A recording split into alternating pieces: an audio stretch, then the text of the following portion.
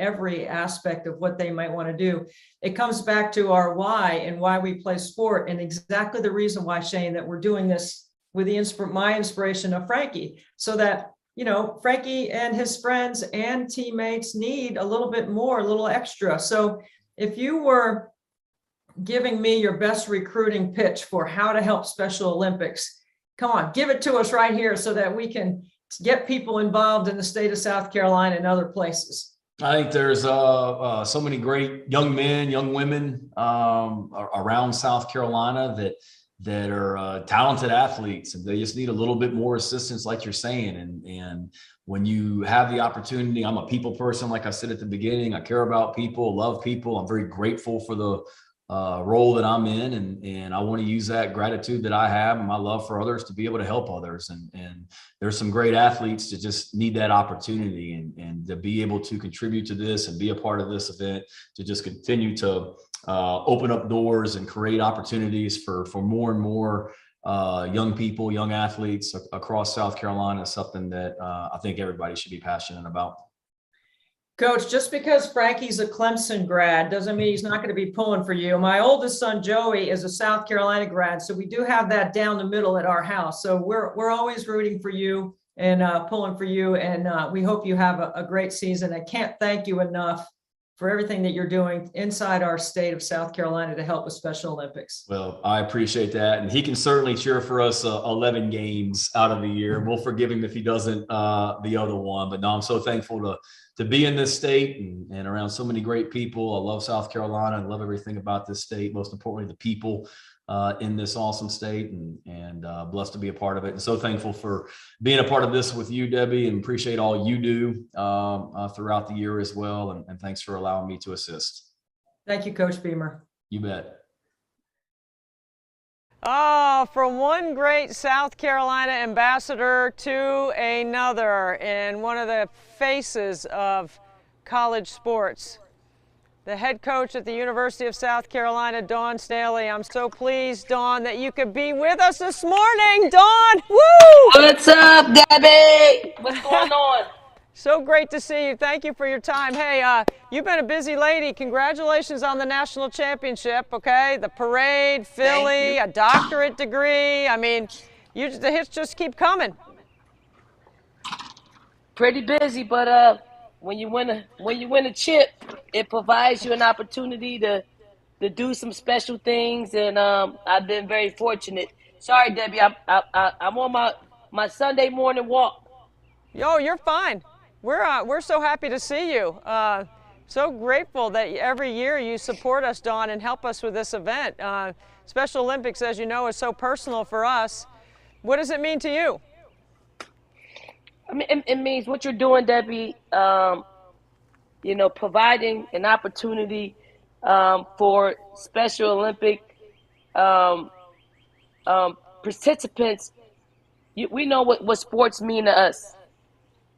And when you deny someone from the very thing that so many life lessons come from, yeah, there's a void. There's a void. So I'm pretty grateful for you, and you raising awareness, and you do this all the time, every year. And hopefully you can continue to have me a part of it. You know, Frankie's my guy. I couldn't get you a house full of Gamecocks. But Frankie is independent. He stands on his own ground, and he chose Clemson. Well, you know we have a house divided here because of Joey. So we're always pulling for the Gamecocks and the Tigers. It's pretty easy for us to be able to be right down the middle.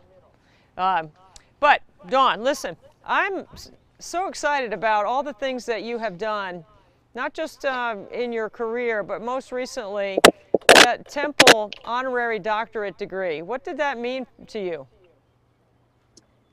Well, it means I get to escape some student loans that a lot of people have to rack up each and every year.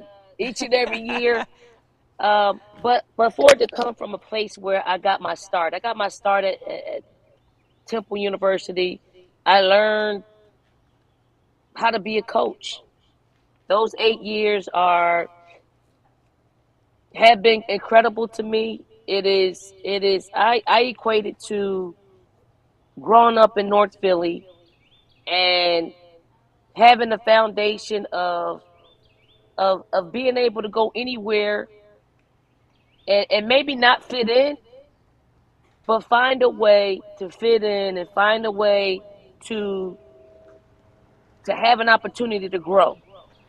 And that's what the doctorate from Temple University means to me. Like I can coach a little bit better because I got that experience at Temple, and to have someone like John Chaney right next to me, allow me to grow, telling me some secrets of how to be a pretty good coach. And it was just a full circle moment for me. What was the parade like in Columbia after you won the national championship? And you know, like you got the parade, you got the Darius Rucker concert. You know, you got a busy schedule right after the chip, as you say. Here's what somebody just asked me: what was the most memorable part of our championship? And I can honestly say it is the parade, the parade, the parade. Because probably a lot of those people probably didn't come to the game. They probably watched it on TV. But to be able to touch us, feel us, ask for autographs, scream out like they were screaming at the top of their lungs. Just, I mean, they were calling me the GOAT. They were saying, you know, they point at me and they just like you because of you. And it wasn't because of me, but because of what winning does. It brings an entire community together, and they feel it. Like and I got a lot of equations, but I equate that to how I grew up like a Philadelphia fan, like the Sixers, Eagles, Flyers, Phillies. That's what we mean. Our program means to so many people here in the state of South Carolina, and for that, I'm truly proud of. You have a lot to be proud of, Dawn. You're not taking credit for what you've done, and I understand why. That's what leaders do. They pass and share. However, I was there at the beginning. I remember what it was like when you first got started. I remember the Drive for Five and all the things that you did to try to bring awareness and bring people in. It's like one big fist of unity around sport with your program, because when you go to one of your games, there are all kinds of people at the games. It's the most diverse crowd in a women's basketball environment that I've ever seen, and that's got to make you feel great too. Yeah, that's what the parade looked like. That is what the people that come to our game make it look like. And I didn't, you know, I've said this before too. I never visualized what the crowd would look like. Man. Once we got here to South Carolina, I only looked at making this team a national prominence, and the fans are the people who painted that picture, and they made us look like a national championship team well before we even were scratching the surface of what that looks like and feels like and plays like and production on the floor. So I'm super proud to be a part of a community of people who just really they've fallen in love with our program. It's really fun to watch. It's remarkable, actually, from the beginning to where you are. And some people would be comfortable with the word dynasty. Some will look at it as a challenge. I think you have a dynasty. You won 2 national championships. That qualifies on the women's side. And when you hear somebody say, Dawn Staley has built a dynasty, how does that make you feel? I don't know about a dynasty. There's been 2 national championships and that's 5 or 6 years apart. I think dynasties come. You gotta close that gap of winning national championships, and I mean, that's been another one back to back. I think at least back to back, you could be in the conversation of it. But when it's 5 or 6 years in between, that's a little tough.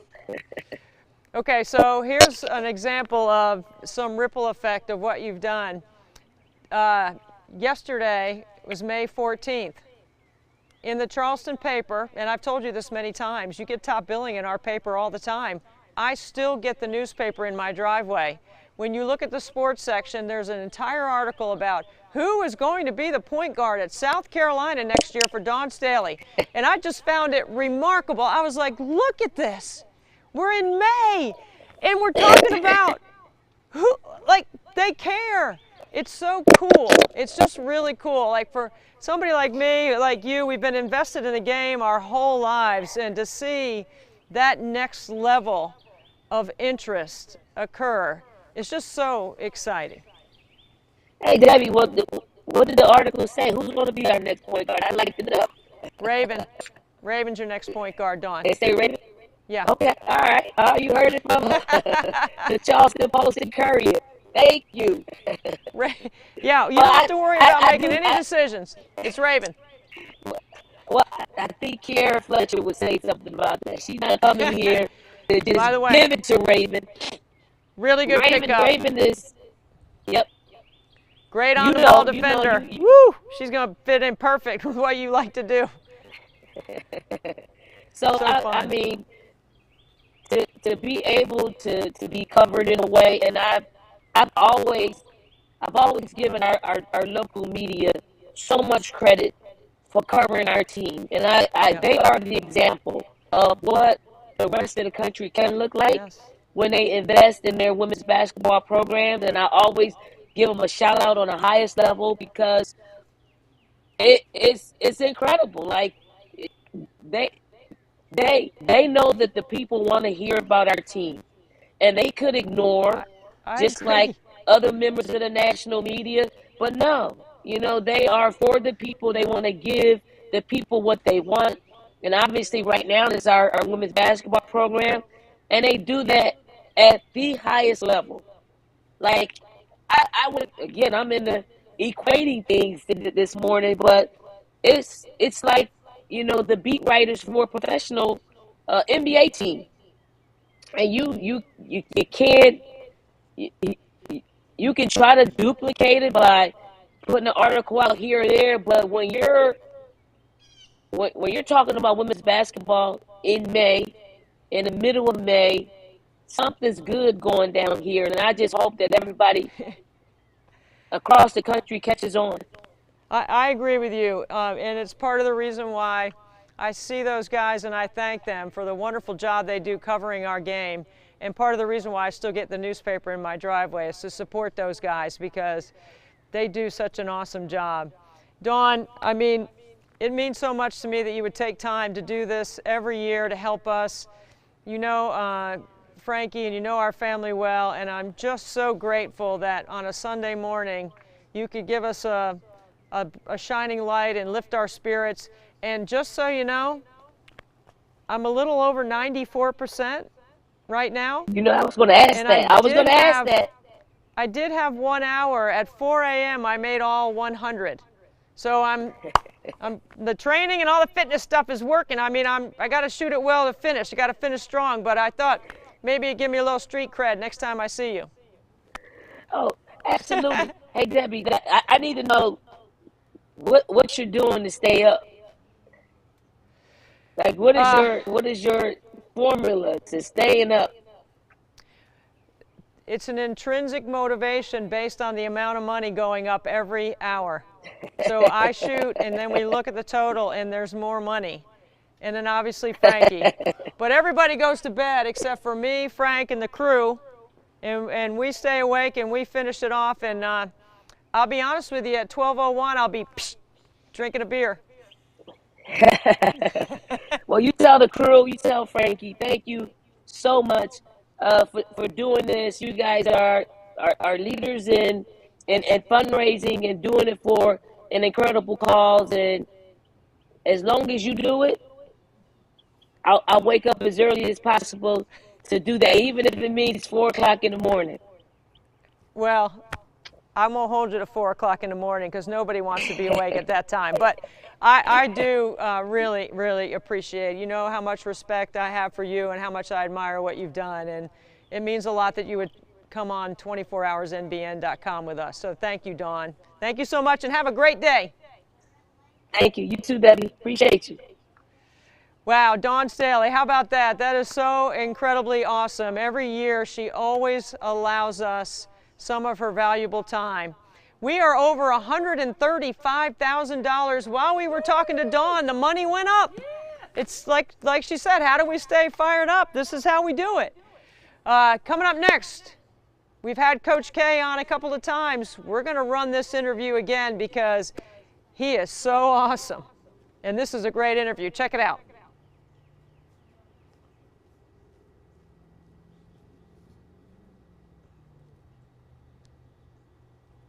It's an incredible compliment to get one of the all-time greats, if not the greatest in the history of sport, on 24 hours of nothing but net. Coach Krzyzewski, you don't even need an introduction. I am so grateful for your time and thank you for lending some of it to help us with Special Olympics.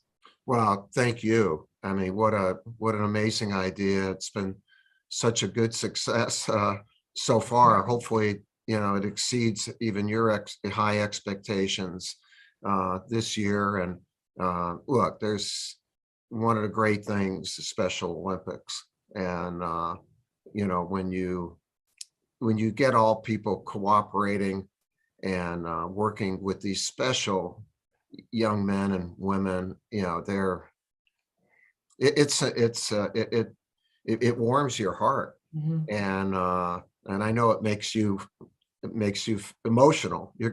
I'll bet in those 24 hours I predict 5 cries at least. 5 at least.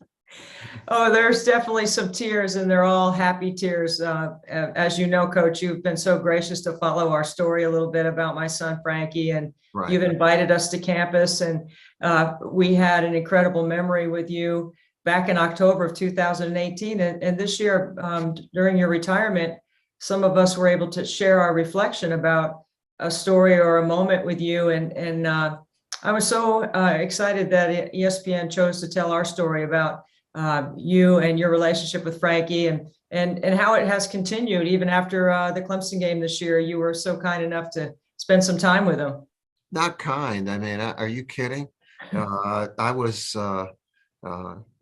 a great moment for me. You know, also, you know, Frankie, his smile, his face isn't big enough for a smile. You know, I don't know how he fits that smile on his face, and he's so happy and full of energy. And you know, his graduation is just an amazing thing. I want to really give a shout out to Clemson for having a program that is so darn good for these youngsters, and to see their potential developed to a level that never would have been developed if they didn't have that program. And I love that, and I respect the heck out of Clemson for doing that. Oh, President Clements, as you know, is an incredible leader in that space. Clemson is definitely the best program in the world for students with intellectual disability to be able to have that full-time college experience. And Coach, we were chatting before about graduation for Frankie. You know, at graduation on Thursday morning, the first session of graduation, there were over 900 students graduating in that block, and every student was quiet so everyone could hear the names of each graduate being called out. But when it came time for the Clemson Life students, you couldn't hear any of their names, and the cheers and the applause and the pride and the appreciation and the standing ovation that they got after they crossed the stage is something that we'll never forget, for sure. Yeah, I got chills. Just I wish I could have been there in person to experience that. And you know, when you're you do such a great job in promoting and, really telling the story of our game, game after game. And you get those moments, right, where, Mhm. the whole crowd is going nuts and whatever. And but when those moments happen outside of sport, the spontaneity, the appreciation for everyone who is there, that they feel honored to be there. And it doesn't have to be they share that moment with these incredible youngsters. I love it. I love it. Well, Coach, on another level, sport's been a part of your life. You've been in sport, I'm sure, since you were a little boy growing up in Chicago. I can't imagine not being without sport myself.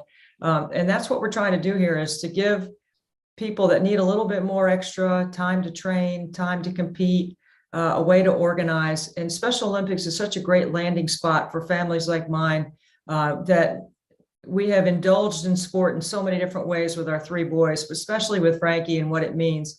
When you take a step back, because you have coached the elite of the elite, you have been around the best of the very best, and you look at what Special Olympics does for this population of people, where do you see the connections?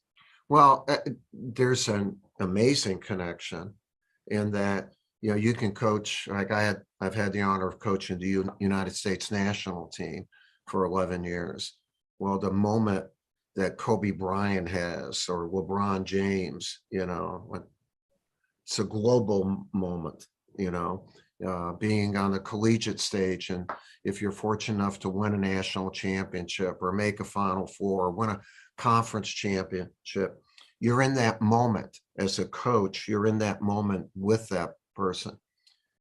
The moment with these youngsters, when you work with them and they do their thing, is every bit as big as any of those moments.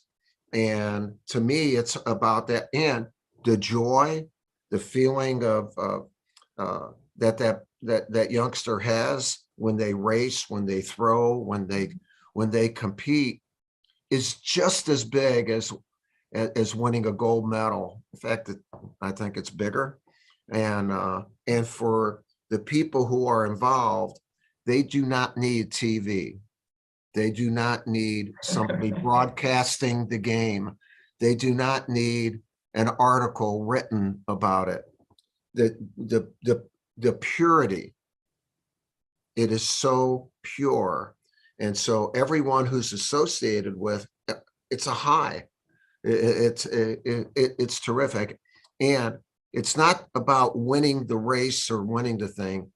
It's about completing it.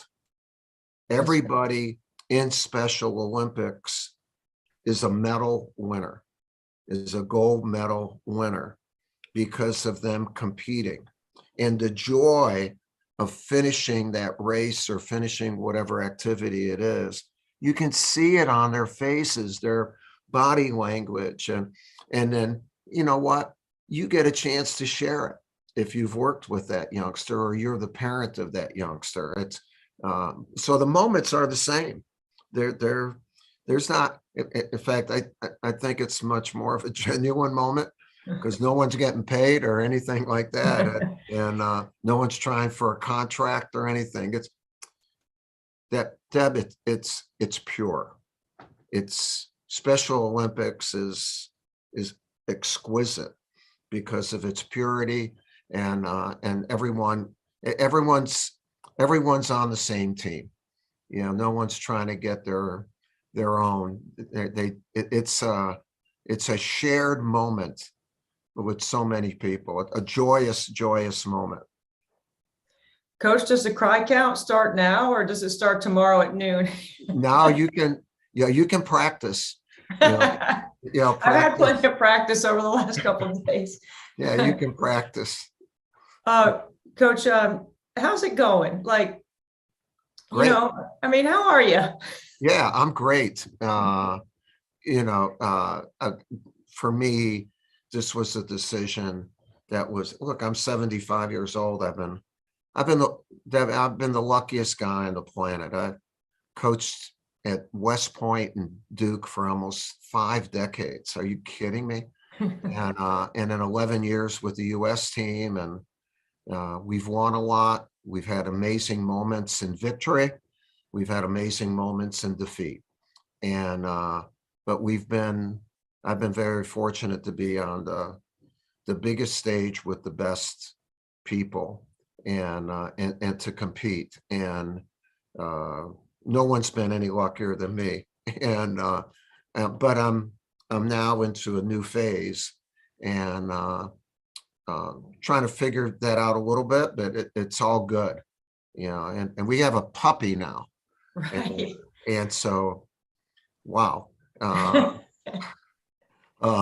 He's 11 weeks old, and Coach is his name. I didn't name him. My team and my family named him, and we tried to think of a different name, and so I might as well stick Good with name. Coach. And however, now that I'm no longer called Coach, someone in our house is still called Coach. So Oh, I have a feeling you're still going to be coach. I don't see that going away. That is certainly an earned and deserved from the roots of a teacher at the very beginning thank you. of your career. Coach, I have to tell you, this season was so unique and special for me also because I did get to cover your final 3 games in Cameron. And for someone like me who has dedicated my career to the game and grew up on Tobacco Road, to get a chance to experience those things inside Cameron, watching your teams and, your wonderful staff and your players, how hard they worked. It was just the favorite part for me, though, was going to shoot around and practice. That's the best part. For me, that was the best part. So we could really listen to you and watch I you. think I'll miss more than games practice, because that's where you teach, you see your team and individuals grow. Yeah, you see them achieve and then fail. I think I've loved that more than anything in my career, that interaction with a player and a team in your own private setting, that those moments, they're not, you don't do a record on them, but they're all wins. Right. They're all wins. Well, Coach, thank you You're welcome. for lending your time, your support, all your kind words about Frankie. And he is a superstar, and he knows it. And he's not afraid to tell you. He'll also I tell know. you he's pretty handsome.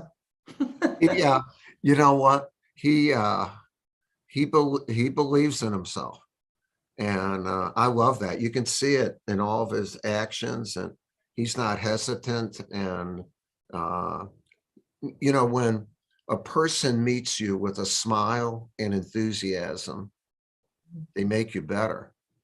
Frankie makes people better, just by being him, just by being him. I have enjoyed immensely my friendship with him. Coach, thanks. You're welcome. And look, thank you for what you're doing, and try to hit a few shots. All right. Coach, you know what? You would really love the free throw burpee routine that I have. Yes. So, the bar that you put in your door frame to do pull-ups on, I put that in the driveway. And yesterday I did 2 sets of 100. So I'm free throw burpee. I did 2 sets of 100. If I miss the free throw, I still do the burpee. And I shot over 90% doing that yesterday twice. So I hope my fitness is where it needs to be. That's the hardest part. It's not the muscle memory or the self-correct. It's the overall, and for me, I'm not 75, but I do get AARP mail. So the thing is, remember, your next shot is your first shot. Okay, I'm going to remember that. Yeah. I'm going to remember. And amnesia for especially really good shooters. Don't berate yourself if you do miss. All right. Well, it at 2 or 3 or 4 o'clock in the morning when it's me and the crickets. Those crickets will boo like crazy. They'll get on you. They know all kind of names to call you. they'll wave whatever they don't have on. Well, whatever they have, they'll make some weird noises right as you're about to shoot. Well, I can't thank you enough, Coach. This right. is great. I wish you well. I hope I'll see you. I don't know when I'll get to see you again. I hope it's soon. All right. Thank you. And again, thanks and best wishes for all the youngsters with Special Olympics. God bless. What a great day. What a great day.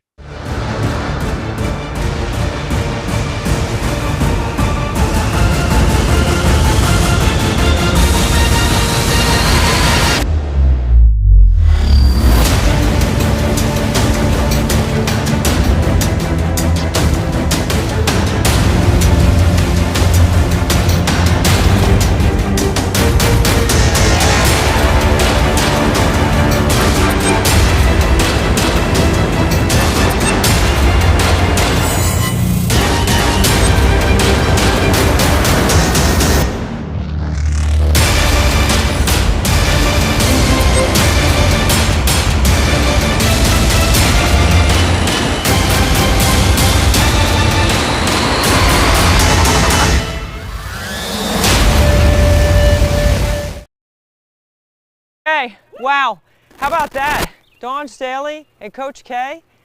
I don't know if you get two better coaches in the entire world than those two right now. They are on fire. And let's get to some shots right here. Now, we didn't shoot on the top of the hour because the sun was right in the basket, so that's why I've got the shades on, and we're gonna give it a try here and see what we can do here in the 8 o'clock hour. 8:30, bottom of the hour, okay? All right, you ready, Frank? It's 1, 2, 3,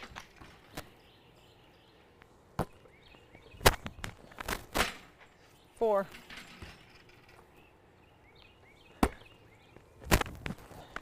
5, 6,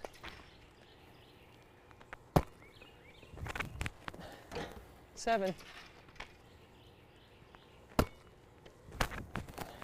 8,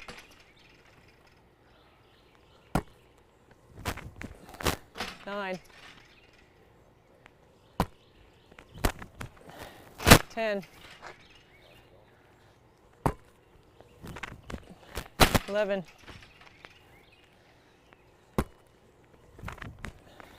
12,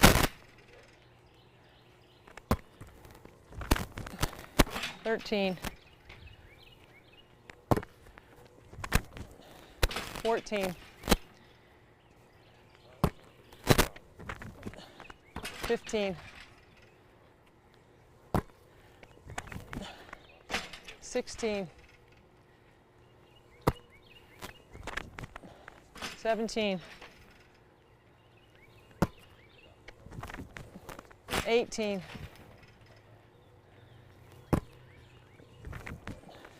19,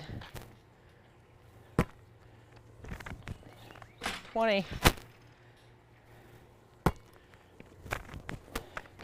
21,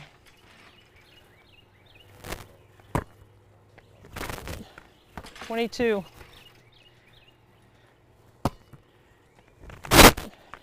23, 24,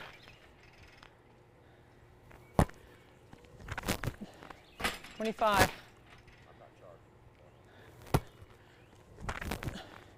26,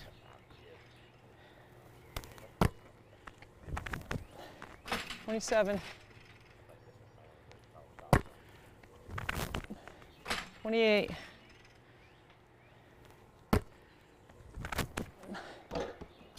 29, 30, 31, 32, 33, 34, 35,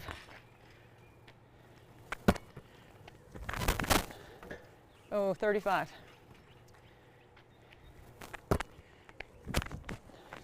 36, 37, 38, 39, 40,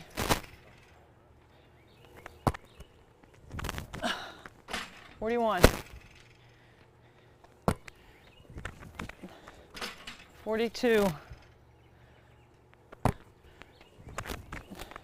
43, 44, 45, 46, 47, 48,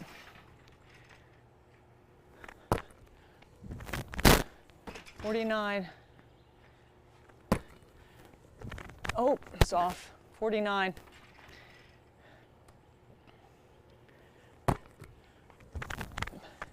50,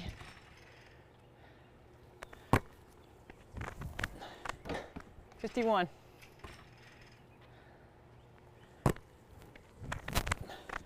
52,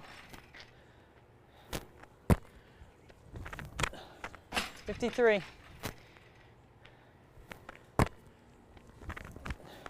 54, 55,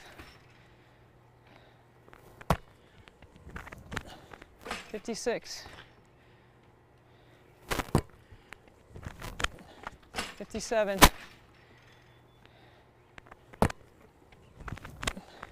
58, 59, 60, 61,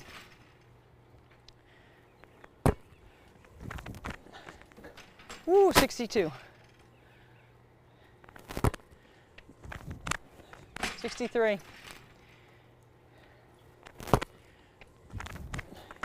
64, 65, 66, 67,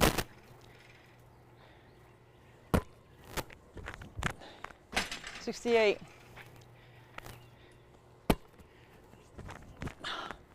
69,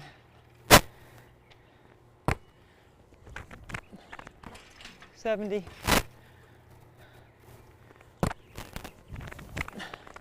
71,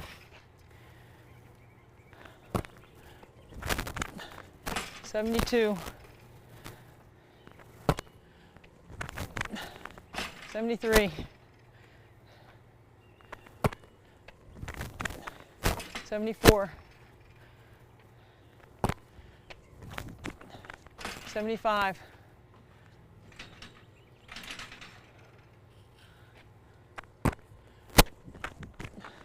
76, 77, 78,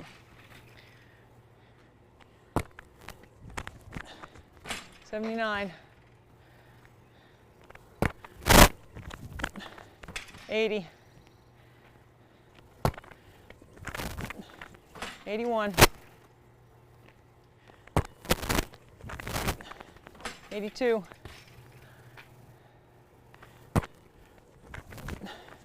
83, 84, 85, 86,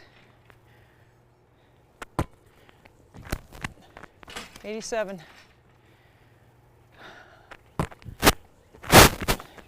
88,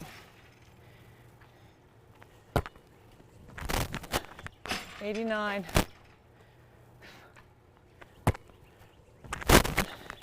90,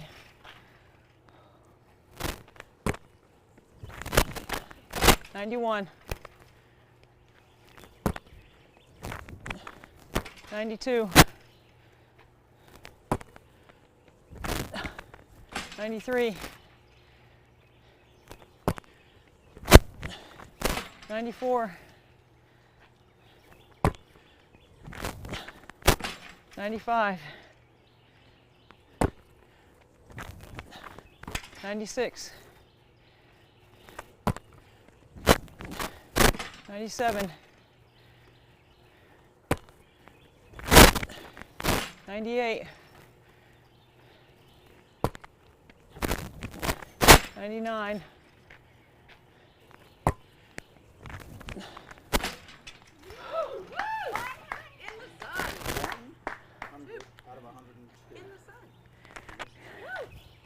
'Woo! Remember when I said before I shot that we had two of the greatest coaches of all time, Dawn Staley and Mike Krzyzewski? Well, check out this next coach. You talk about power hour, man. I don't know if you can get anything any better anywhere in sport than Dawn Staley, Mike Krzyzewski, and Coach Dabo Swinney. I don't know if we could do 24 hours of nothing but net without Coach Swinney. He has been a huge supporter of not just this event, but so many things in and around Clemson. I know Coach likes to say all in. He's got the all in ball. He's got the all in foundation, and he's definitely all in on 24 hours of nothing but net. Coach, thank you so much for being with us. Thank you. Always good to be with you. You are helping with the construction and the creation of the Shepherd Hotel. And I know that's something that's really near and dear to your heart. Can you go ahead and explain to us a little bit about why that is so important to you and what's happening at Clemson?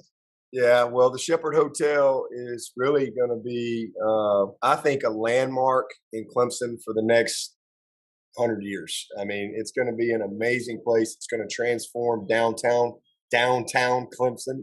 You've been to Clemson, so we don't have a massive downtown, but it'll be the only hotel downtown. But it's really a boutique hotel, 67 rooms, really, really nice, really well done.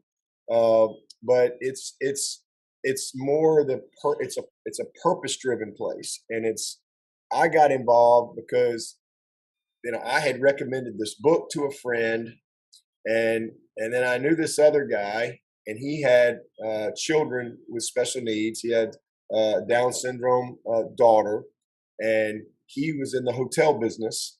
And one of his dreams was to build a hotel where he wanted to have something for his daughter that really could have gainful employment. And then this person over here was just wanting to do a hotel in Clemson and was asking me, and I was like, you know what, you two guys need to get together. Yeah. And so kind of connected them, and that's how they came up with the book. Was called The Way of the Shepherd.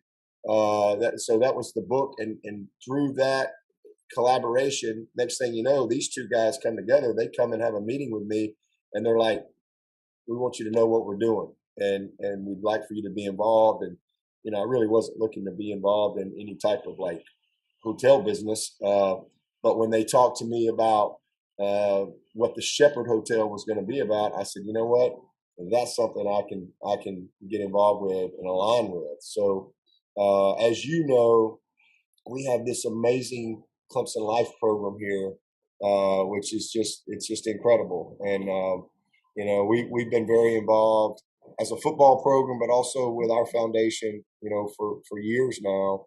And I've got 3 Clemson Life students who are on our staff here and work here every day at Clemson football. And Clemson Life is learning is for everyone. And so we have young people that are brilliant young people that have these so-called special needs, whatever that is, and that the world may see as limitations, but man, they come to Clemson and they They get their college education. They get fully equipped to be independent livers, you know, and live on their own and all these things and relationships and friends and, you know, things that I'm sure a lot of the parents probably thought would never happen. And it's just it's an amazing thing to see. But one of the things that has come through the experience of Clemson life is, you know, you see these young people come in here and they get their degrees and they really are so equipped and they can live independently and they have these gifts, but there's not always that perfect transition where they have that gainful employment on where somebody's going to embrace those gifts. And the Shepherd Hotel, that's where they come in. And so the Shepherd Hotel is going to employ our Clemson Life students. And it's going to be opportunities for them to have careers, and whatever their gifts are. Some gifts of hospitality, some may be cleaning the room, some may be, you know, welcoming people, you know, whatever it is. Some will be in the restaurant part of it, but they're going to have opportunities to have real jobs when they finish this program. So it's just something that really aligned with what Kath and I, you know, support and believe in. And it has been so cool to watch it come full circle and to see all the training that's going on, to see the hotel getting built. It's going to open up this summer, and it is really, really going to be a cool place. And again, I think the essence of Clemson, you know, the spirit of Clemson, I think you will feel every time you walk in the Shepherd Hotel. Frankie has received his letter and offer to work at the Shepherd Hotel. And I can tell you that it almost equals the day walking out to the mailbox, seeing that he got accepted to Clemson Life. It's pretty cool to know that everything you described about the experience as parents that we've had has been 100% true. Can you reference culture? I know culture is really important to you, and I know standards are really important to you. When you think about people trying to understand the culture of just Clemson, not just your football program, but how does Clemson Life fit into the fabric of the university? Yeah, well, I think Clemson is family, first of all. You know, I think that's something that, you know, Clemson is a place where people are happy. You know, I think if you come to Clemson, you don't know anything about Clemson, it just kind of oozes out of the streets here. I mean, this is a really family-oriented place, and it's one of those things. It's hard to sometimes describe Clemson appropriately. I think you almost have to experience it to really get it. It's a simple place, but there's a quality of life here that I think is really rare, and I think that's what keeps people here. You know, I mean, because it is a wonderful place to live and raise a family, and just it has this community feel. It's a small college town, but everything is geared around, you know, this university. And so you've got this 85,000 seat stadium right in the middle of it. It's like a family reunion every weekend in the fall. But if I can't tell you how many times people have told me over the years, God, there's just something different about Clemson. And I always say, well, that's because there is something different, and it's people are happy, you know, and you really can't fabricate that. That has to be something that's real and genuine, and that's what I think is the essence of Clemson. The culture of Clemson is, you know, there's no perfect people, no perfect places, but this is a place that really has this constant energy and this family feel. And sometimes it's like going back in time. I think, you know, a lot of the qualities that are here at Clemson, you don't find everywhere. You know, people will still stop and help you here. And Clemson embraces, you know, a program like Clemson Life. Like Clemson Life is, to me, the heart and soul of Clemson University. Like, to me, it's like, that's what it's all about. Servant leadership. You know, it's about developing great and beautiful young people. You know, we're all different, but we all have this greatness inside of us. Great, you know, and I think I used to tell my team all the time, greatness isn't just for Alabama or Ohio State or Notre Dame. Greatness is for everyone. It's for everyone because, when I got this job, people kind of looked at Clemson differently, and I think to me, that's the essence of this whole university is greatness is for everyone. Learning is for everyone. Life is for everyone. And, Clemson is a place where, again, I think that is nurtured, that is embraced. And again, there's this happy spirit that goes along with it. I can't tell you how many people I've met over the years who had nothing to do with Clemson. They know nothing about Clemson, but their kid chose to come to Clemson. Well, then their kid comes to Clemson. Parents get involved in Clemson. Kid graduates and leaves. Parents stay because they love it, or they buy a place on the lake, or they just come back for game weekends. And kids are off living life, doing whatever, but they're still coming to Clemson. And I think this is one of those really rare places that has the ability to draw people in like that. And so it's a culture of family. It's a culture of serving, and it is a true community here. I don't think you could sum it up any better, Coach. I agree. I mean, I think we've shared this conversation before. For 30 plus years, I've been coming to Clemson from a basketball lens, either working at Little John men's and women's games, or coming up Perimeter Road, doing a game, then going back down Perimeter Road, back to 85. Never really investing time or hanging out. And I've seen Clemson through a different lens because of Frankie and because of the Clemson Life program. One of the highlights for the Clemson Life program is always spring practice with your team, where you dedicate time in practice where the whole team gets involved in running the students through all kinds of drills and activities. Kind of share what that day is like and how much fun that is for you and your team. Because I know how much fun it is for the kids. Yes. In fact, that was probably one of the worst things about COVID, was not being able to do that for a couple of years. So this spring was our first time in a couple of years to be able to get back to doing that.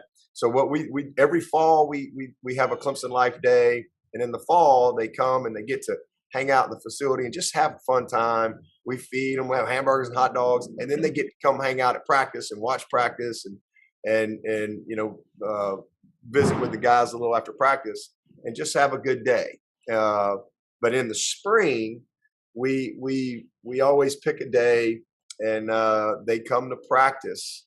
But what we do is post practice, we have, like, we call it a county fair set up. So we set up all these stations, and here's the cool thing. It's mandatory for our freshmen and sophomores. So it's just kind of what we do as a program. And our freshmen and sophomores, it's mandatory for them to run it. And, we get out of the way, and it's the players run it. But you know what happens every single year? And this year was so cool. Everybody stays. Those seniors are out there. They don't have to be there. They're all out there. And I just kind of stand over there. And this was one of the coolest years ever, because I think our older players, especially, who we haven't had it the last couple of years, they were so excited about it. And they were excited about the younger guys getting a chance to experience just this opportunity and just the spirit that comes from these Clemson Life students. I mean, they're amazing. And they're hilarious. And you know what? And they're competitive. And they're just so smart. And so it's just one of the best days. So we set up this county fair, and then we just do a rotation, and they go from one thing to another. I mean, we got the quarterback toss, we're kicking balls, we're tackling dummies, we're doing the going through the bags and the chutes, and all the players are engaged, and it is so much fun. And we always end up going longer than what our time is, because everybody just forgets that there's a time, and it's just really cool to step back. And especially this year, I was standing there, I was watching, I was talking to one of the coaches, I said, man, that's what it's all about right there. And, they're just being college kids, and they're engaging with their fellow classmates. And it's a beautiful thing to watch every single year, and just just one of my favorite days to be a part of. Well, Coach, we can't thank you enough for your time. You're so generous in coming on 24 hours of Nothing But Net in our live stream to help us. You know, in the 3 years that we've had this event, we've raised over $415,000. I'd like to raise as much money as you do in the all-in ball and all the things that you do, so we can keep making a difference, because I admire your servant leadership attitude, and I'm trying to emulate that as well in my little way. And I can't thank you enough for your time, and thank you for everything you've done for Frankie. He is graduating. He will have a job. He will be staying at Clemson, and we could not be more proud of the experience that he's had. And we can't thank you enough for everything you've done to make the culture around Clemson so special. Oh, I appreciate it, and it's always good to see you. How's your jumper? It's pretty good right now. I mean, you know, the 3 years I'm averaging 92%. So I put a little pressure on myself. I've definitely set the bar high for somebody like me who's, you know, shouldn't probably be in the driveway shooting free throws. But hey, age is just a number, Coach. You know that. Right? It is, and you will appreciate this. So I, for the first time in a long time, I'm playing in a men's basketball league. All right. Every Tuesday night, I drive to Greenville, and I'm in a men's league, and I'm getting my legs back up. I knocked down 3 threes Tuesday night, so I'm starting to get my groove back. I love it. You might see me on Twitter somewhere along the way. I'll be looking for it. We'll be looking for it. There's going to be, you put that out there that you're showing up on Tuesday nights in Greenville. Oh, yeah. We're 4-1. Hey, we're 4-1. We're 4-1. We got one overtime loss. Coach, nobody can guard you, right? Can't guard you. No. Unguardable. You're the best, Dabo. Thank you. Thank you so much. Take care. See you guys.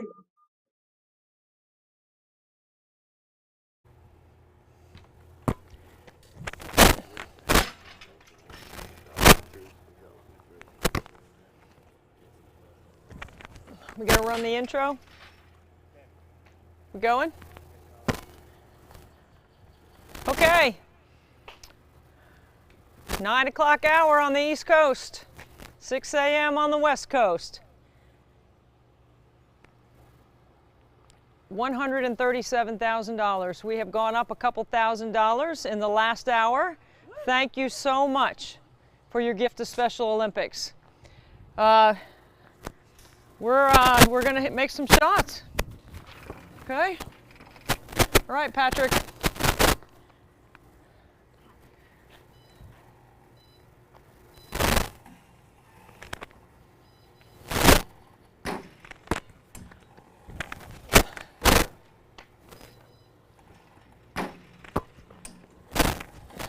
One.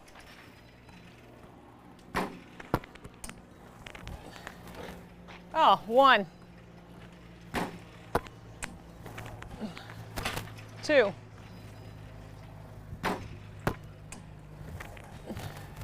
Three. Four.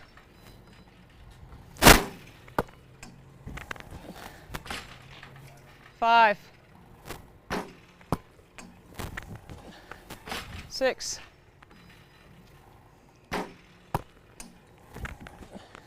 Seven.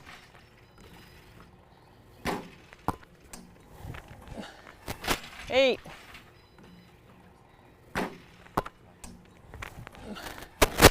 9.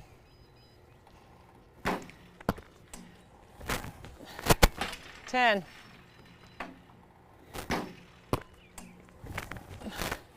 11.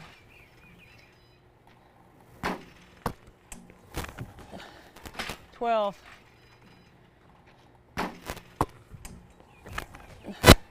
13.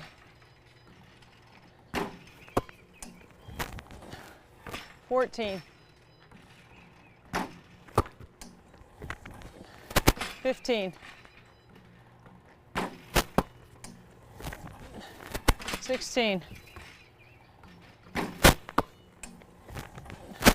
17.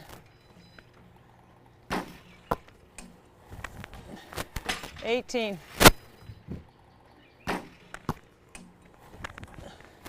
19.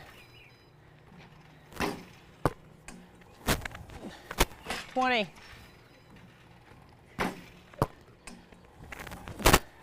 21,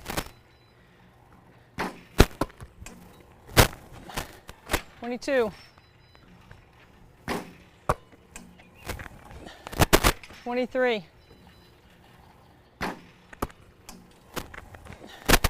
24,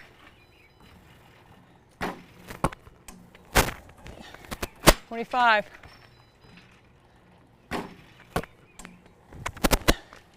26,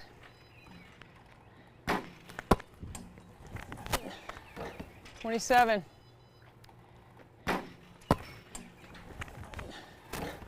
28, 29,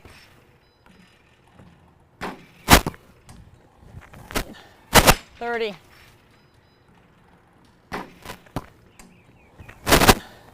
31, 32, 33,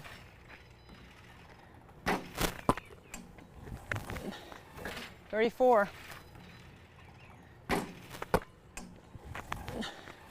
35, 36, 37, 38,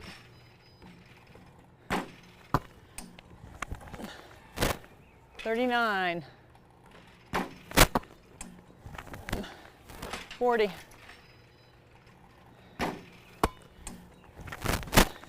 41,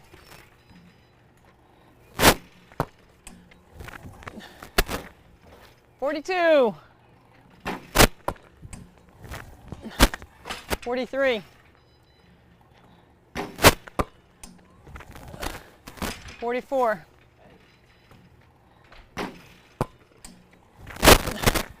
45,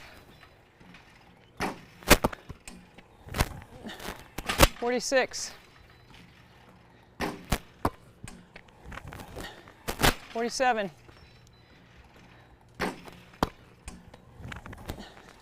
48,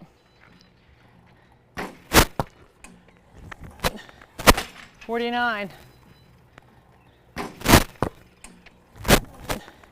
50,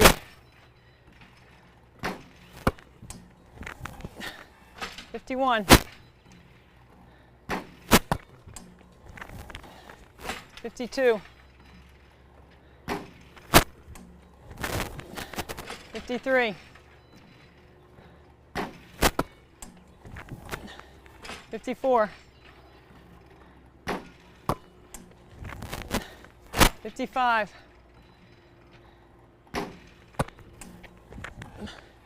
56, 57,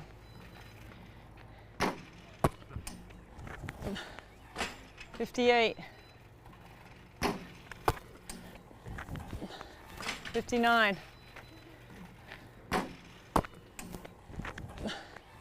59, 60, 61,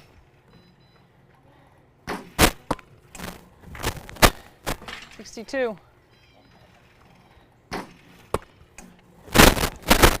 63, 64,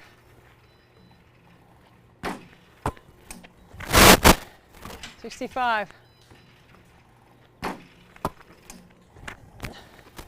66. Oh, thank you. 67, 68, 69,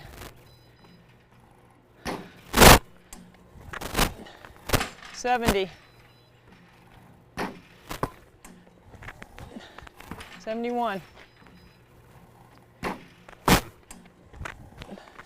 72,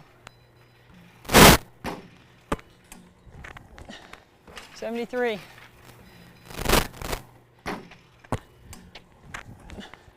74. 75. 76. 77. 78.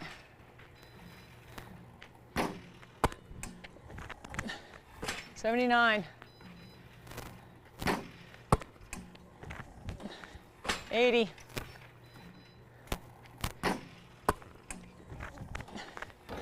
80. 81.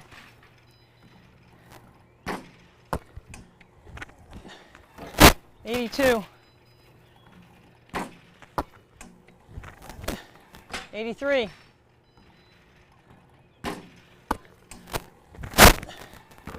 83.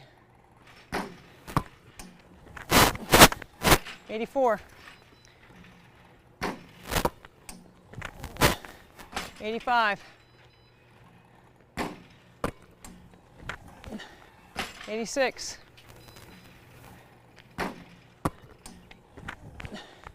87. 88.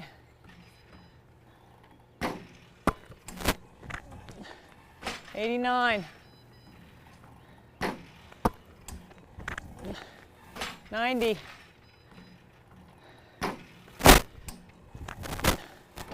91. 92. 93.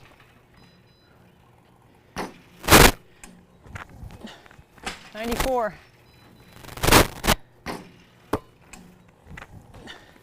95. 96.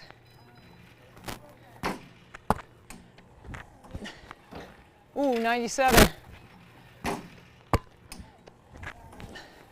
98. 99. All right. Come. 4.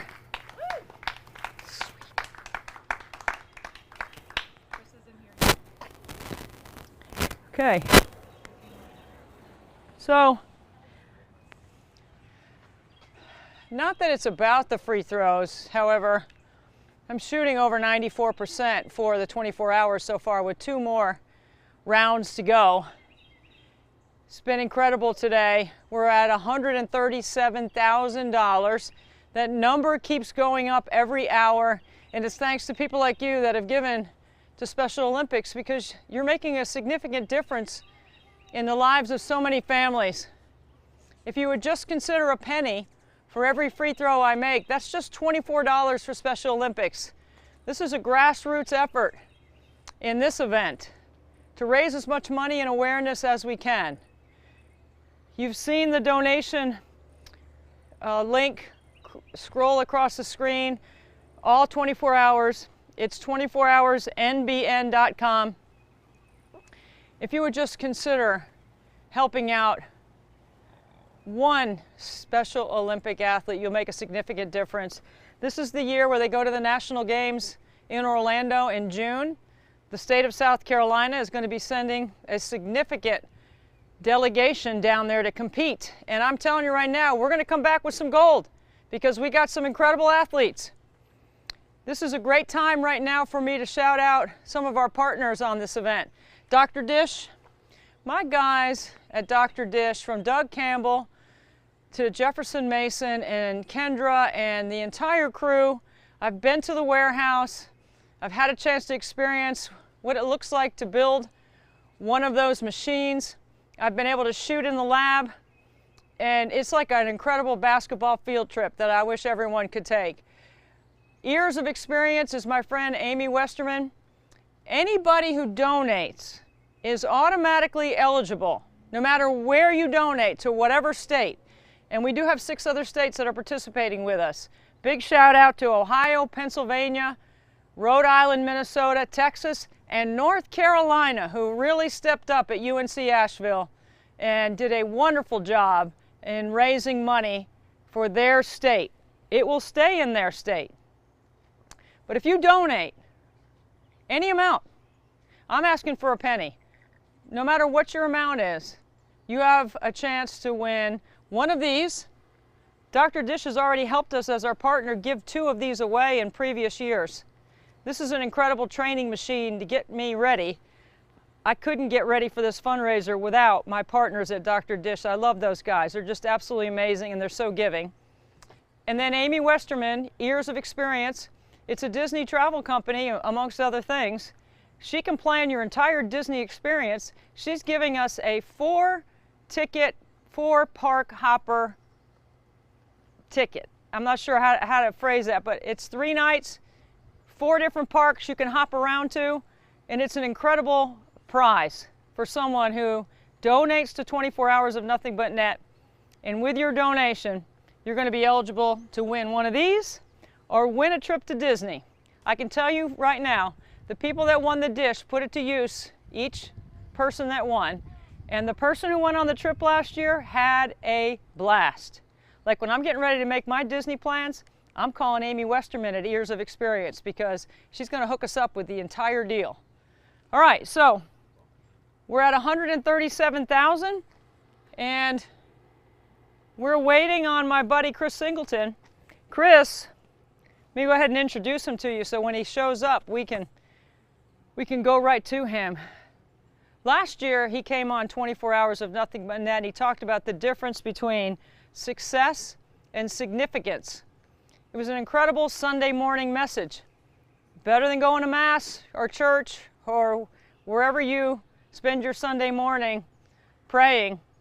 He was unbelievable, and he always is. Every year, Chris has donated his time to come on 24 Hours of Nothing But Net. The very first year when we did it in a gym, he was there. The last 3 years, including this year, he's been able to come on the live stream with us.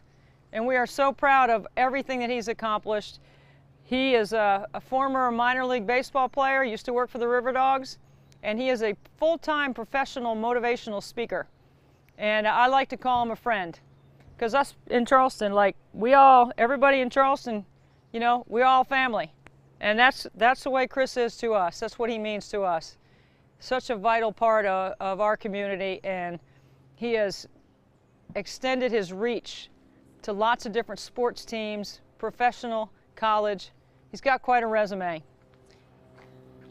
We're still waiting on him. All right, let's run some Clemson Life stuff while we're waiting on him. This is how you do live TV in the driveway. My name is Lamine Montasol, aka The Lightning. We want you to meet Lamine Lightning Montasol, a 26-year-old athlete from Boston who has a need for speed. Tell us about your nickname. Where did it come from? Well, it comes from when I used to run fast when I was like 14 in middle school, and I became like faster than any other kid. I always loved track and field ever since. Go! At just 14 years old, Lamine won her first gold medal at Special Olympics Massachusetts Summer Games, quickly hitting her stride, earning 12 gold medals to date and counting. What does it mean to you to be a Special Olympics athlete? Well, it's simple, really. It's all about determination and being included as a Special Olympic athlete. Beyond the competition, how has it made a difference in your life? Before Special Olympics, I haven't no one to like talk to, Right. and it's kind of lonely, and like no one there is like want to talk to you because you feel like different. But now since I joined Special Olympics, I became more talkative to like others, and makes me feel happy. It keeps showing me a lot of confidence to socialize with other people. Her confidence shining through on and off the field. And Lamine now has her sights set on making it for the very first time to the 2022 Special Olympics USA Games in Orlando, Florida. Lumine, what would it mean to you to be able to compete next year at those games? It's everything for me. It keeps me not giving up and try to keep dreaming for myself, and that's what makes me so serious about making to the USA Games. I'm still crossing my fingers for that if I can make it. We do have something special for you. Your dad is nearby, and your dad is he's gonna help us out this morning. Has a little bit of a surprise. He's gonna hand you a box. Hey, man, how you doing, Daddy? Good, how are you? Got that same beautiful smile. All right, Lumine, so open up the box. Let's see what's inside. Okay. Wow. I am honored to tell you that you are advancing to the 2022 Special Olympics USA Games track. Yes! Oh my God! You're going! Oh, congratulations! Yes! You've earned this. You've earned this. Glad your daddy's there with you. Yes. That's her dream. That's what she wants it. She's worked so hard for it. It's special for the entire family. Lumine, what are the emotions? Why are you crying? Why are you crying right now? I'm crying because I'm happy. It makes my dream, it's already come true. I feel super grateful of it. I've been waiting for this dream for a long time. I'm very grateful. I am so happy. Well, we're crying in the studio right along with you, and they're happy tears. So what do you tell people who have dreams like you do? What's your message for people? I would say to them, keep believing yourself and keep training hard and be proud for who you are. Thank you so very much for letting us share this special moment. I'll see you both in Orlando. How's that sound? 2022, here we come, right? Woo!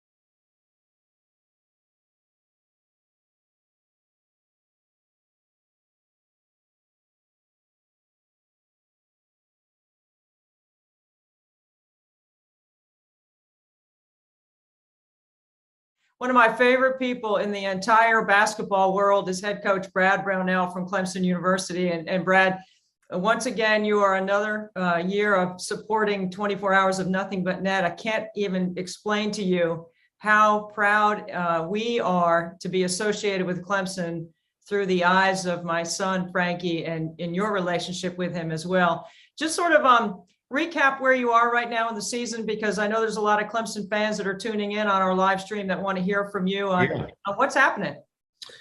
Well, a little bit of everything, as you can imagine. It's crazy, but we're still here in May, and you're still trying to put your roster together. Finishing those things up. Feel really good about our team, though. Like the group that we brought in. We brought in some good freshmen. We're looking to add a transfer or two to just keep us older, as we've talked about many times before. And as you well know from watching games, you need to be older to win in the ACC. And so we want to do that. And, obviously PJ Hall is a phenomenal young player who's now going to be a junior for us that, started to emerge last year as one of the better players in the ACC. I think he's on the verge of being an all ACC guy. And Hunter Tyson's had a great spring. He's one of the stories in college basketball that you really love, a guy who's been with you this will be his 5th season.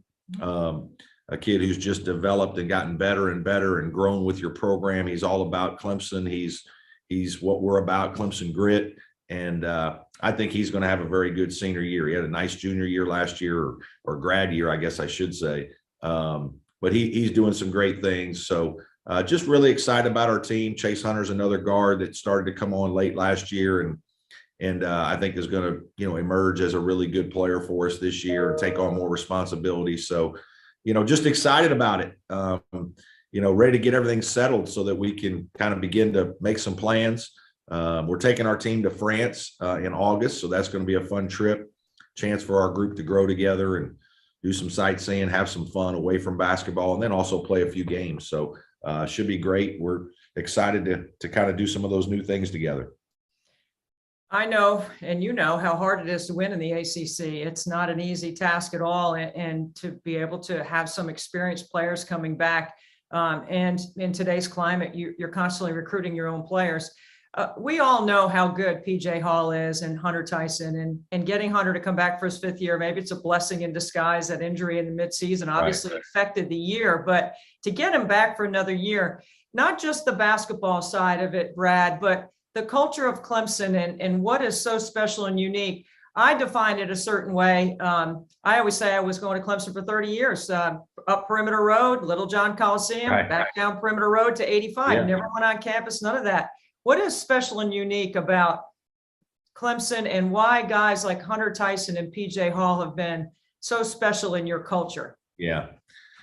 Well, I think obviously one of the things that is just unique about Clemson is you've got this town of 20,000 people, and you know, thanks to President Clements, who's done a phenomenal job of you know, just not only increasing enrollment at our university, but fundraising and increasing the quality of students here and just the student experience.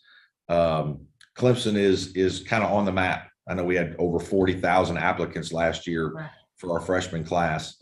It's one of the hot places to go, and it's because it's a great place. It's people at Clemson. I tell everybody, when somebody in Clemson asks you how you're doing, they really mean it. Like, they want to know how you're doing. And I think it's that connection, that individual attention that we really pride ourselves on, because we are, you know, 24,000 enrollment with 20,000, you know, folks in town here. We see each other a lot. We're in each other's lives. We see each other at the grocery store. We see each other downtown. We see each other at sporting events. We really want to support one another.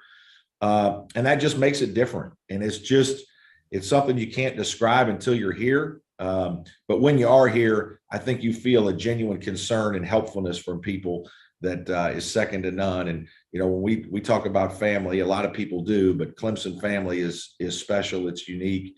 And certainly, hopefully your son, Frankie, has experienced that. Oh, there's no question about it. Frankie has had the full college experience.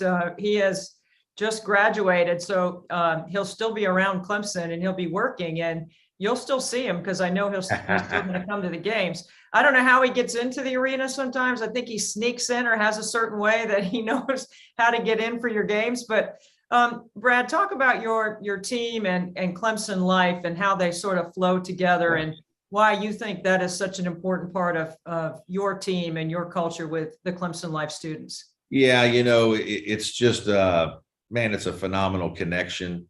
We've had several Clemson Life students serve as managers for our team and gotten really close with them and really tried to help provide them a unique experience and see Clemson in a different way. And, you know, Dabo and I early on were asked if we would, you know, do a clinic for the Clemson Life kids. And so we, you know, obviously we said, yes, this is great. Put our players with the Clemson Life students for, you know, an hour or so. And then we usually eat with them and spend some time together. And just to see the smiles on their face, the energy, the positive vibes that you get from being around those kids who are so excited, so happy. I mean, man, it just makes you feel good. It warms your heart. It certainly is a great reality check and reminder to our players how thankful they are and need to be. And so we've been doing that for years. Now it's kind of spread to where almost every team at Clemson has a clinic day. And so the Clemson Life is just a special brand of Clemson. I mean, it's just another piece of what makes Clemson great and special. And you know, I think what they do is remarkable in terms of integrating them not only into the student body, but into the community, and then life after the community. When they do graduate, they help find them jobs. One of our guys, Stephen Fleming, who's been away from us now for several years, is working for the Atlanta Hawks. And so it's rewarding. It's unique, certainly. And it's just, I mean, you just can't help but be proud of what Clemson is and how they've done this. And I've had so many families, and, you know, obviously all the managers that we've had, I talked to all their families, and, you know, we keep in contact with them long after the kids graduate, and the way they talk about Clemson and the experience their kids have, it just makes you feel good to be a part of it. Stephen Fleming is a friend of mine. He and I exchange cell phone numbers. So every once in a Oh, while yeah. he reaches out. I love talking to him. And I'm so proud of the Atlanta Hawks for giving him an opportunity to have a job, because he's capable. He's very good at what he does. And you trained him well to be ready to handle the basketball operations side of, you know, being a practice and what it takes to be a manager and to be involved. One of the numbers I learned about Clemson over the weekend from graduation was there are 650 student volunteers in the Clemson Life program. I think the Clemson Life program has become a part of sort of an initiation, if you will, for a lot of students on campus. And you already sort of mentioned the culture. But when you hear 650 students volunteer their time to help 45 students on campus that are in the Life program, it's got to be a proud number for the university. Well, it is. And I think it just speaks to, you know, what Clemson's all about. I mean, taking care of each other, looking out for one another, Clemson family. There are so many kids that want to get involved. I know my daughters used to do it, take part in a situation where they would go eat lunch with them, and just, you know, every week or every other week. And just, you know, I think it's as good for those kids as it is for the Clemson Life kids, right? I mean, just to take a break, to go spend some time with kids that are so positive and so excited and happy to see you. I mean, they make you feel good, because every time you see them, they're calling out your name and they're smiling. And I mean, it's the reward for you is so much more selfishly than it is for them, in my mind. I mean, and I think our students feel that. And that's why there's so many folks that want to get involved with it. You know, the Clemson Life program could be, you know, I mean, they could have hundreds, right, of students, but obviously you've got to be able to manage it. You got to be able to do it at an elite level. And that's what our university does. I think we do is, you know, almost everything at an elite level. And I think, again, the interpersonal communication, the connections that you make at Clemson are real. The family feel you get is, it's hard to describe until you're here. And that's something that we try to sell in recruiting as well. Now, Brad, you know I love you. I love everything about what you do. You're such a great teacher. The incredible access that I've been able to gain professionally from learning around your environment is just off the charts. I wish everyone gave me the kind of access or the kind of trust. I know you got to earn it, but you know, I wish that was the case, except I've got one major problem. Okay. Why were you trying to teach Frankie defense? We don't talk about defense around here. You know that it's all offense. We can't. I know that at home it's about shooting and scoring, right? But there does need to be balance in life and everything that he does. And so we just thought, hey, we could take a few minutes out of our clinic to make him try to be part of the all defensive team as well, because he's certainly athletic and competitive enough, as you well know. Yes. And he's feisty enough. Yes, he is. I can tell you those are the moments when I get that text from you with a picture of him in a defensive slide that I'm laughing and crying at the same time, because I just love that you know that's just going to get me. That's right. That's exactly right. That's what friends do. That's exactly the way it is. Okay, I got one more challenge for you. Okay. I just happened to create a little pickup game in the driveway of the president's house. We had what started out. You're a Hall of Famer, so you're a big time. Like I haven't even been invited to the president's house for pickup games. I've been over there a few other times. Well, I don't get invited for pickup basketball. You guys are special. You got to invite yourself. That's okay. What I did. I reached out to Beth. Beth Clement said, "Yeah, come on, you can come and play." I said, "It's one thing on the bucket list we haven't done is shoot hoops." Jim and Beth kept promising me I could come over there and play. So I just happened to bring 40 or 50 Clemson Life teachers and students with me. Wow. And we had quite the time. So we want to go to the Brownell house and play some hoops. That's next on our list. And then we're going to get over to Dabo's house. That's on our list. So I'm just letting you know. Okay. All to right. be prepared that I will Well, be. you know what's crazy is, so I took my goal down. We had a goal, but we took it down. The girls left, and we just kind of. I don't get many shots up anymore. A few here in the office or at the gym here in Little John, but I don't get many shots up at home anymore. If I've got spare time at home, my wife's got me doing something, or I'm getting out of there in the summer to go play golf or go to the lake. That's it. I'm not worried about my stroke anymore. My stroke, not as good as it once was, and it's certainly not as good as yours. Well, we'll arrange a game maybe in your second home, maybe in Little John. Maybe we'll do that. But I'm just letting you know I'm going to be coming for you with the Clemson Life students with a major pickup game. All you need to do is just let me in, and I'll take care of the rest. We can make it happen. Speaking of stroke, I'm shooting until my arm falls off. I'm in 2-a-days getting ready, and I set the bar pretty high. I've averaged 92% over the last 3 years. So it's quite a task when you're getting AARP mail, as I like to say. You're trying to sandbag just like you do on the golf course. That's not going to work here. I know you too well. That's not going to work here. You know better than that. Well, listen, we're going to have some fun in the driveway on May 14 and 15. And for those people that are listening and watching that are, fans of Frankie's, fans of Clemson, fans of Special Olympics, I mean, just kind of your parting shot on, what you hope we'll be able to do. We've raised $415,000 in the first 3 years. I expect that number to keep going up this year. One of the wonderful things about 24 hours of nothing but net is we've been able to make a lot of new friends. Right, Dina? Yes, we have. we got Chip Carey with us, who works as a fellow broadcaster. He's in baseball, I'm in basketball, but still we have some similar parallels in our jobs. Chip, thank you so much for spending some time with us. Hey, my pleasure. Great to be with you guys. Hey, so 24 hours of nothing but net is a free throw shooting marathon, man, and we are after it hard. The training is intense. The detail in the driveway is unbelievable. We got to get some good weather now. I don't know how you baseball guys do it with rain out. So tell me the first thing about making sure we get good weather. I would pray to the baseball gods, because the baseball gods listen to everybody, right? I mean, there's a million people hoping for a base hit or an RBI, or for the weather to clear, for it to be warm, or please God, let us win this game against the Mets. Those are the kinds of things that we do every day. We're a very superstitious bunch. So, just throw it out there in the universe, and hopefully Mother Nature will answer the call for you. Well, I was power washing the driveway, getting the yard all worked up, making it just look as nice as we can. We're going to have a lot of visitors in the driveway. Tell us your connection to Special Olympics and why this is such an important organization for you and your family. Well, look, it's just a matter of being able to give back in any small way that we can. I don't necessarily have a great tie to Special Olympics, but my affinity for and appreciation for the folks who do such great work is sky high.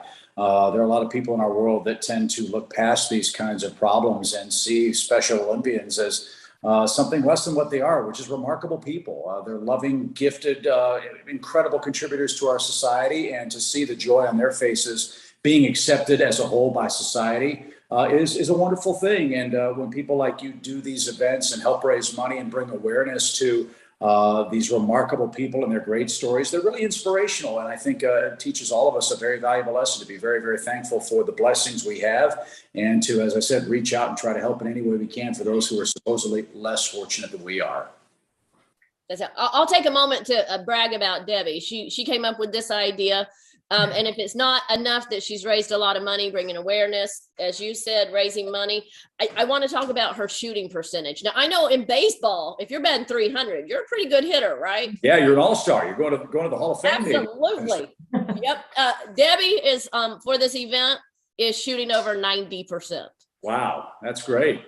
That's It's amazing. a lot of Yeah. training, Chip. It's a lot of, like I say, for someone like me that gets AARP mail, I'm relying on muscle memory and the ability to self-correct. So it's a 2-a-day training commitment on my end to be ready for this. And so I was we going to take it say, serious. ibuprofen goes a long way, I'll bet, when you shoot that many free throws. It's true. It's great. It's a wonderful thing. And hey, man, 90%, that's awesome. I wish that Shaquille O'Neal would have had that percentage when I was doing his games with the Magic. We might have won an NBA championship ring had that been the case. Well, you've had such a brilliant career, and I know you're considered a baseball guy, but like me, I'm a basketball person. You do more Right. things than just baseball. What has been some of the highlights for you in your career? That's really more for other people to say, but I will say this. Our family's been doing baseball in the major leagues since 1945. That's pretty amazing, 77 some odd years or so, starting with my grandfather, Harry Carey, who became famous with the Cubs. He started there with the Cardinals in 1945. My dad was with the Braves from 1976 until 2008. And I've been here off and on since 1991. Look, I'm really blessed. I love what I do. I have a gift that I can describe what I can see in real time and without messing up too often. I wish my broadcasting percentage was like your free throw percentage.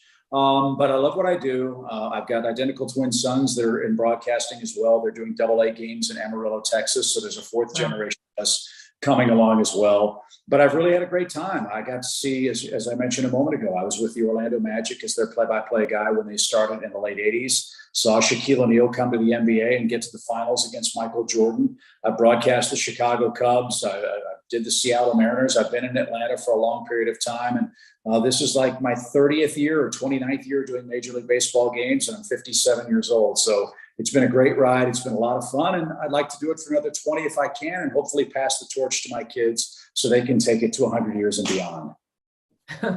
Wow, that's impressive, right? That we have a lot of things in common. I've been on the air for over 30 years calling college basketball, and I've worked for a lot of different networks as well. But we get to call stuff in real time. Dina and I always have this conversation about actors and their scripts. I don't think I could read a script or memorize lines. I'm not sure I could do that, Dina. Well, I don't know what to say about that. I'd rather memorize some lines than try to hit a baseball, be a broadcaster, play basketball. I ran track in college, but what you guys do on the air, calling things live, has to be so hard to me. I worry about messing up my lines. Somebody gives you your lines. That's not nerve-wracking at all to me.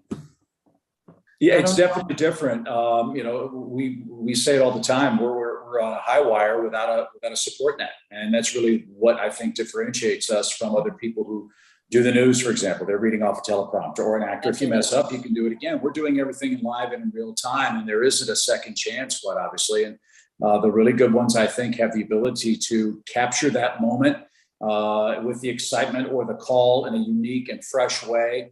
And most importantly, on TV, you got to shut up. I mean, that's sometimes the most difficult part, because you get wrapped up in it as a fan and you want to yell and scream and get excited. But what Vin Scully said is really, really true, and it's always stuck with me. There's nothing more exciting in a live sporting event than the emotion and the energy of the crowd. And when the crowd's going crazy, there's nothing an announcer can say that's going to be better than letting that moment speak for itself. And luckily for me, I've had a front row seat to a lot of those great moments. And thankfully, as my wife tells me, I've been able to learn to shut up. Yeah, we like to call that laying out. Laying out is what we like to call that, right? Yeah, exactly. So, Chip, 4 generations of men calling baseball games. When you guys get together, you have family events. Do you talk about baseball, or you stay away from it like the plague? I mean, we talk about it. We talk about it because we love the game.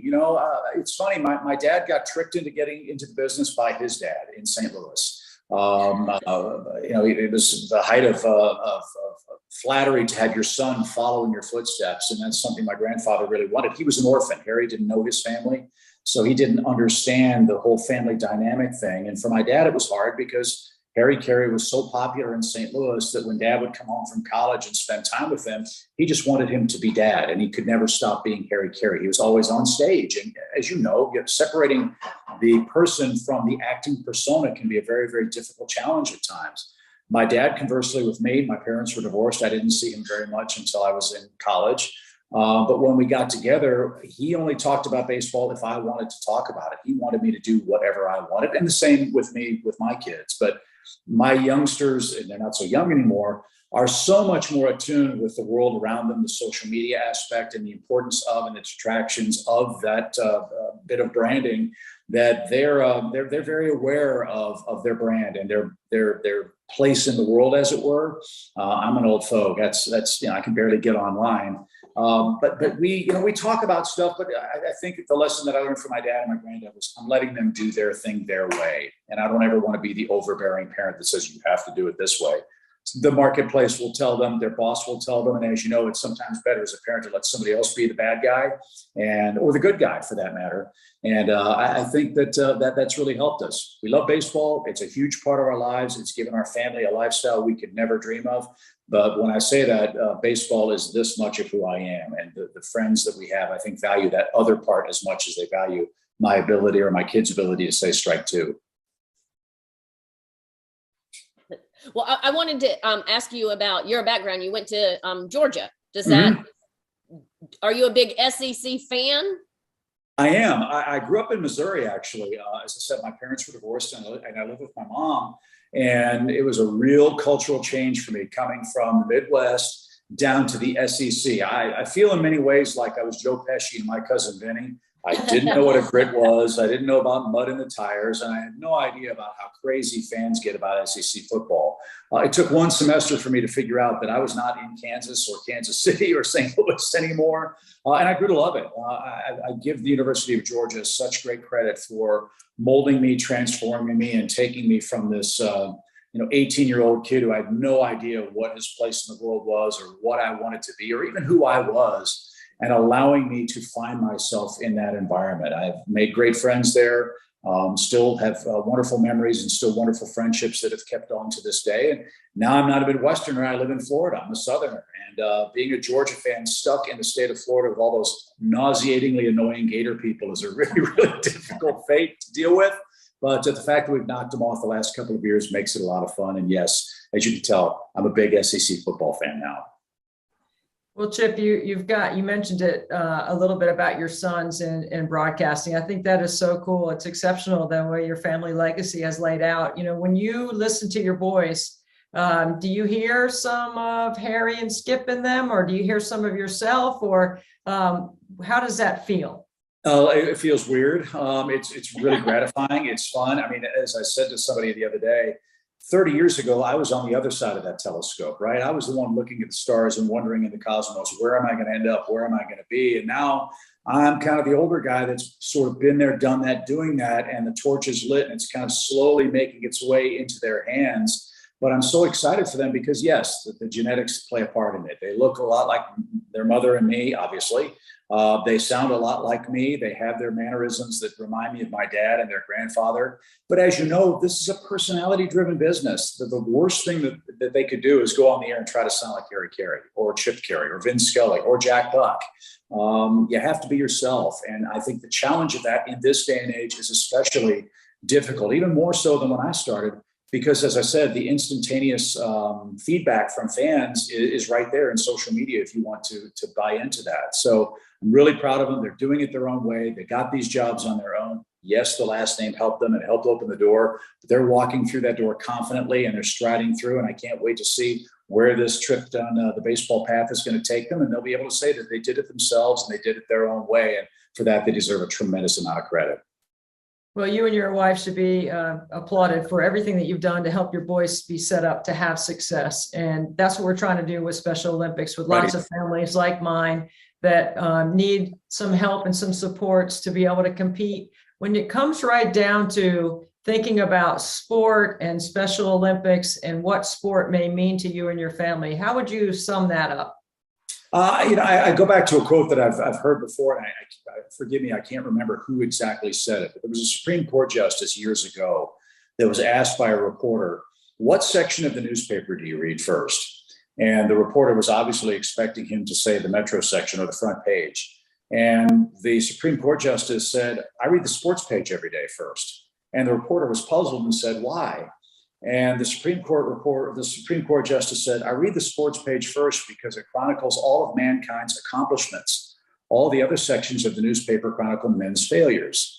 And when I think of what Special Olympics does, that's exactly what we're talking about. We are chronicling incredible accomplishments, incredible successes for people who, in many cases, in many aspects of life, have been sort of left by the wayside. And it's so unfortunate that that's the case. The loving environments that families like yours provide, the example you provide to other families, to other Special Olympians and special athletes. It's an unbelievable accomplishment and something that should be broadcast and should be talked about on the front page of the sports page, not put as a special event just with what you all are doing. I think it's tremendous. It's wonderful. I love to see the smiles on the faces of the participants, the sense of accomplishment, the sense of pride, and the feeling of, for lack of a better word, normalcy that I think all of us crave in whatever endeavor we do in life, whether it's sport or broadcasting or being a parent. And to be, again, a small part of that, just by talking to you all, is a wonderful thrill for me. Well, listen, you got to have some guys. And I got a couple that I absolutely adore, not just because they're colleagues, but because they're genuinely good people. I can say that about Pac. Now, Wes, I'm not going to bust you the whole time. No, you know how I feel, Wes. You know I love you. Wes and I grew up together. Many people forget that, but we grew up on the mean streets of Cary and Apex shooting hoops together. And look where it's led us, right back to my driveway, Wes, right where it started as a little girl back in, you know, my day when I was just a little wee dribbler and shooter. I don't know if I ever played any defense, but you know, thank you guys for being back for 24 hours and nothing but net. You are incredible supporters and you've been with me from the beginning. Debbie, I've always wondered, you know, when you set out to do this, did you think it would get like this? I had no idea, honestly. Initially, I didn't know if anyone would watch on the live stream. I didn't know if anyone would give, and I didn't even know if I could do it. I mean, I didn't know physically if I could handle it myself, but, you know, you tend to over prepare, right? Overtrain or whatever. And the clock is working against me, but I'm doing it. Hey, Debbie, there is no clock when you're making 97% from the free throw line and all the money's going to charity. I mean, you know, this is not like hanging out at Cameron Indoor Stadium for Kay's last ride.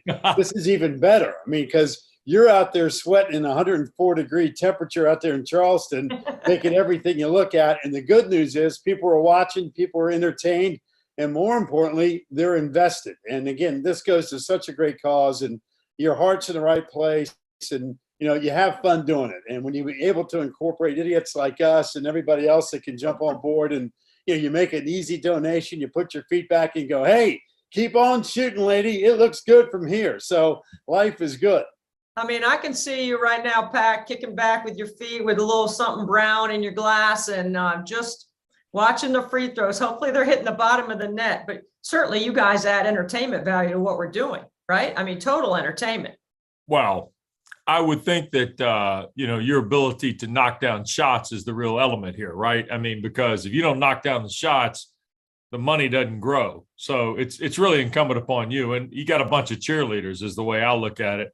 Until somebody says, okay, I'll shoot with Debbie, you know, at least shoot an hour or two or things like that. And I think that's the cool part about what you've got is you've incorporated so many of your friends into this. And, you know, it's not like we all hang out together just in business. Everybody cares about one another in this industry on so many different levels.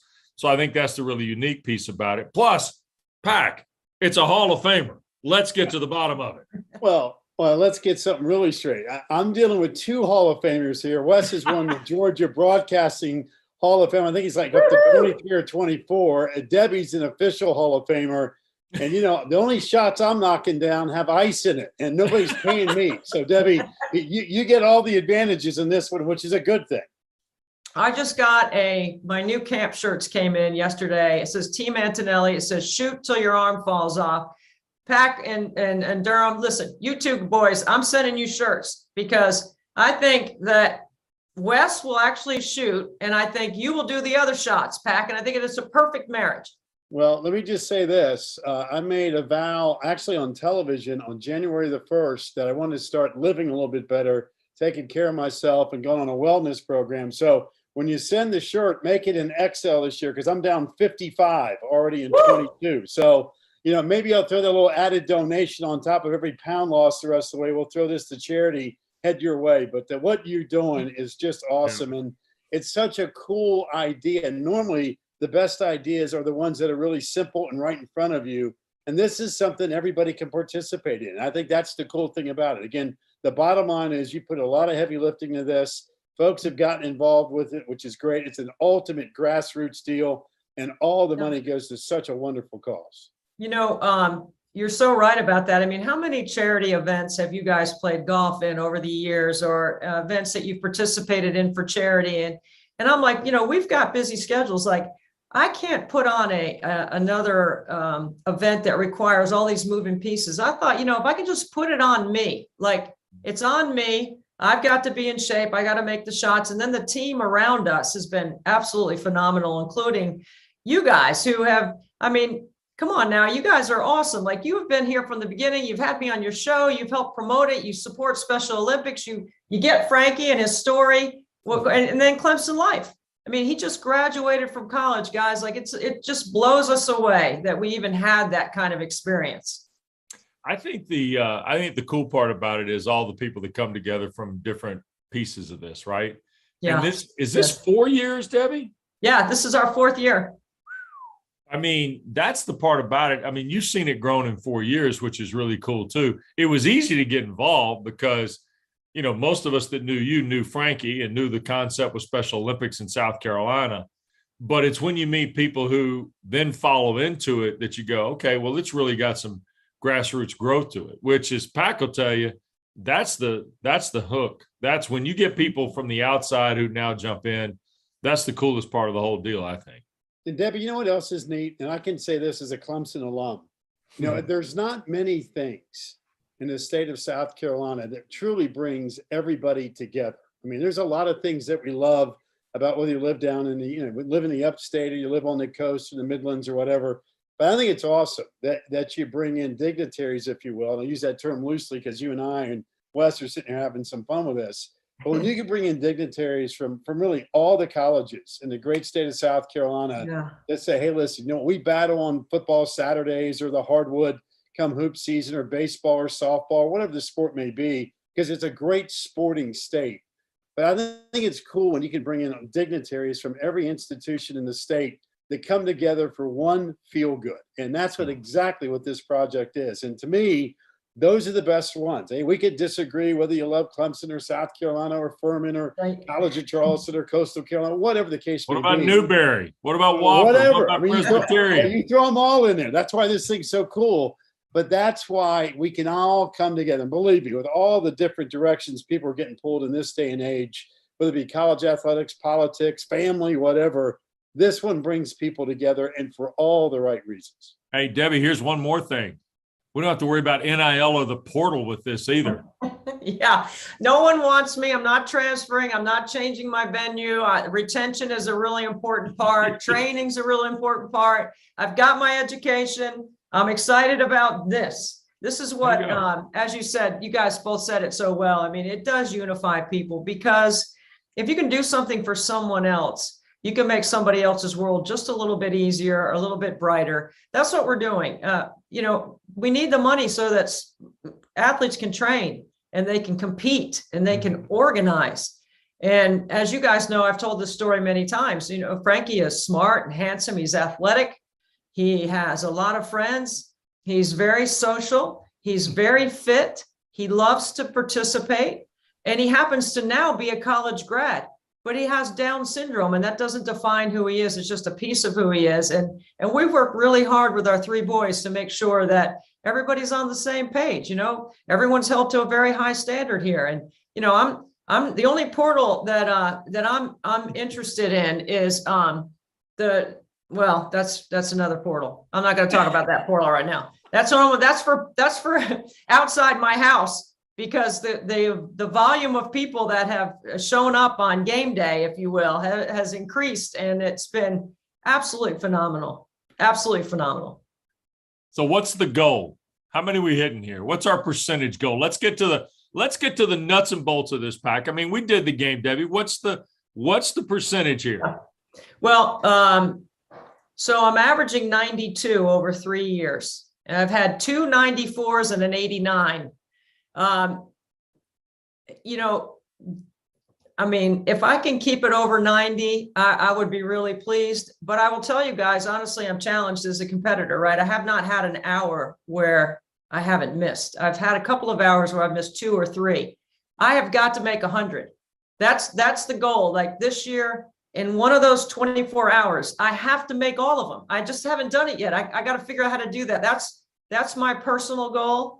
But from a money standpoint, the awareness I can't even measure. But from a financial standpoint, the thing that keeps me going is every hour the money goes up. Each time I get to the top of the hour to shoot, more people have contributed, and there's a lot of grassroots contributions. You know, there are a lot of 25s and a lot of 50s, and I'll tell you this because you guys know this. I mean, the first year, 325 people donated. We raised 85. The second year, 650 people donated. We raised 125. Last year, 980 people donated. We raised over 200. And I know those numbers because I write a handwritten note to every single person thanking them because it is so personal to us. And I know what it means to the families in our state and in the 6 other states that are participating with us this year. And it has a definite impact. And we love sport, right? Everyone should experience getting a chance to play. Well, I'll tell you what, you keep firing it in there at 90% higher. You'll find out that transfer portal, if you have one more year of eligibility left, Debbie, it wouldn't surprise me if somebody sneaks you in there somewhere. Listen, Pac, Wes knows this about my game because he scouted me since I was about 12. All right. I never went to the free throw line very much in college unless the other team got a technical. Then I would shoot free throws. Otherwise, my game was like Wes's. We were outside the arc, baby. We weren't going inside. We were staying out here. Heck, nobody raised their hands above their waist on defense with me and Debbie. Hey, Wes, I would suggest, even though you've won the State of Georgia Hall of Fame, I think it's now up to 35 times since the start of this interview. I could see Debbie outside and people going, "Oh, you got no shot." Well, with you, I have a feeling somebody's going to be right in your grill, quite frankly. You'd be surprised back in the day. Oh man, we had some fun. That's true. I mean, we love to tell that story. Wes, he was talking back then. I mean, he was calling play-by-play when we were kids. Awful, Pac, just awful. Great. Well, I can't tell you what it means to me to have you guys as not just as supporters on this, but friends. And I love you both. And I'm so grateful for how you've supported this whole event and what you've done to allow other families like mine have an experience through sport. It's all our pleasure. You know that. And think the world of you. And hey, I got to meet Frank, Pac. So now I found out who the real marketer is. Well, you're right about that. I mean, Debbie's out there making 96%, and Frankie's over there, man. He's got some coin on the side now. He's got it going on now. There's no doubt he's the star of the show. There's no question. You know what? At the end with the ceremonial last shot, I don't want to jinx him, but every year he nails it. Sure he does. And wait, before I let you go, just one more thing. I mean, I'm still chill bumps over the whole Duke Carolina last game that the 3 of us got to call together in Cameron. Like, I can't let you go without reliving that, because that might be one of the finest moments in my 34-year broadcasting career, is to be able to experience not just that event on Coach K's last home game, but to do it with you two, who have meant so much to basketball across the ACC. I mean, both of your dads and the legacy that they have left in the game. And I'm standing between the two of you on the call, and I'm looking to my left, and Wes is standing there, and I see Woody. And I look to my right, and Pac, you're there, and I see Billy. And it was an incredible moment for me personally to share that with you guys in that environment. It's just crazy. How's she feeling? Jim Nance, a man who needs no introduction. Hey, we got Jim Nance. Hello, friend. How you hanging in there, Debbie? How are you? I'm really well. I'm happy to be on here with you today. I'm in awe of what you're doing, and I was enjoying that interview that you just had with my man Mark Packer, who we go way, way back. But God bless you for what you're doing here today. I'm very excited to be on here with you. Well, I can't even begin to tell you what an honor it is to spend some time with you, especially on such an important cause like this that is so personal for the Antonelli family because of my son, Frankie. Well, I know it is, and I've shared the gift of a wonderful mutual friend in Rick LaCivita, who thinks the world of you guys, and I know he's like family to you, and he's told me about this event that you've done for years. I don't know how you're holding up. That's the main thing. Yeah. Through the night, all these 100 free throws an hour. What's the make rate right now? Well, I think this might give me a little street cred when I go in the gym, but I'm at a little bit over 94%, and I had a 4 a.m. hour where I made all 100. So Come I'm on. holding up. I only got 2 more rounds to go. That is incredible. That is incredible. And raising a lot of money too, huh? We are over $139,000 for Special Olympics, and we couldn't be more excited and more proud of the effort the team has put together and trying to raise all this money for all these athletes that need this money to train and compete and organize. Well, that's wonderful. Just refresh my memory on how you do raise the money with all these free throws and how that works. Right. Well, honestly, Jim, the free throws is really not about that. It's just the vehicle and the platform to share our story about our son, Frankie, who is a Clemson Life graduate. I always like to say Frankie's smart and handsome and athletic. He's got a lot of friends. He is a college guy who was in a fraternity. He played intramurals. He had an incredible college experience. He just happens to have Down syndrome. It doesn't define who he is. And sport is directly related to him gaining confidence and the ability to go to college and to live independently. And Special Olympics was a great landing spot for our family. We know personally exactly what sport can do for someone like family or families like ours. And we're just trying to make our community a little bit better around this population. Well, I know you are, and I'm really aware of what you're doing. And listen, the Antonelli family, you guys are so special. I've interfaced with and interacted with Special Olympics through the years, and I've loved my time doing that. I've traveled to a lot of places to do that. Maybe one day it'll bring me, I hope, to Mount Pleasant, South Carolina. I have a chance to watch all this, watch you raise money, and our family. Listen, we just value when people rally together, particularly for a loved one like you were doing with young Frankie. I think it's just awesome, and we definitely want to contribute to the cause. We will. Well, thank you so much, Jim. You know, sport has so much unifying power, and it really can galvanize people and bring them together. And that's why Special Olympics is so important to us, because sport has done exactly that for our family. And I'm so grateful for your time. You're welcome here anytime. We got a great golf course that I would love to introduce you to. And I already told LaCivita that if you were coming here, that you and I are on the same team. We're going to take him down. That's not too hard to do. I got to get a good jab in there. I played with him the other day with Scott Hamilton, one of our old colleagues from the Olympic days, the great Olympic skating champion. And now Rick will talk throughout a round of golf, as you know, and I would love to partner up with you. And my wife Courtney and our children, we want to partner up with you too. I know you're trying to make every free throw count, though, toward the charity cause.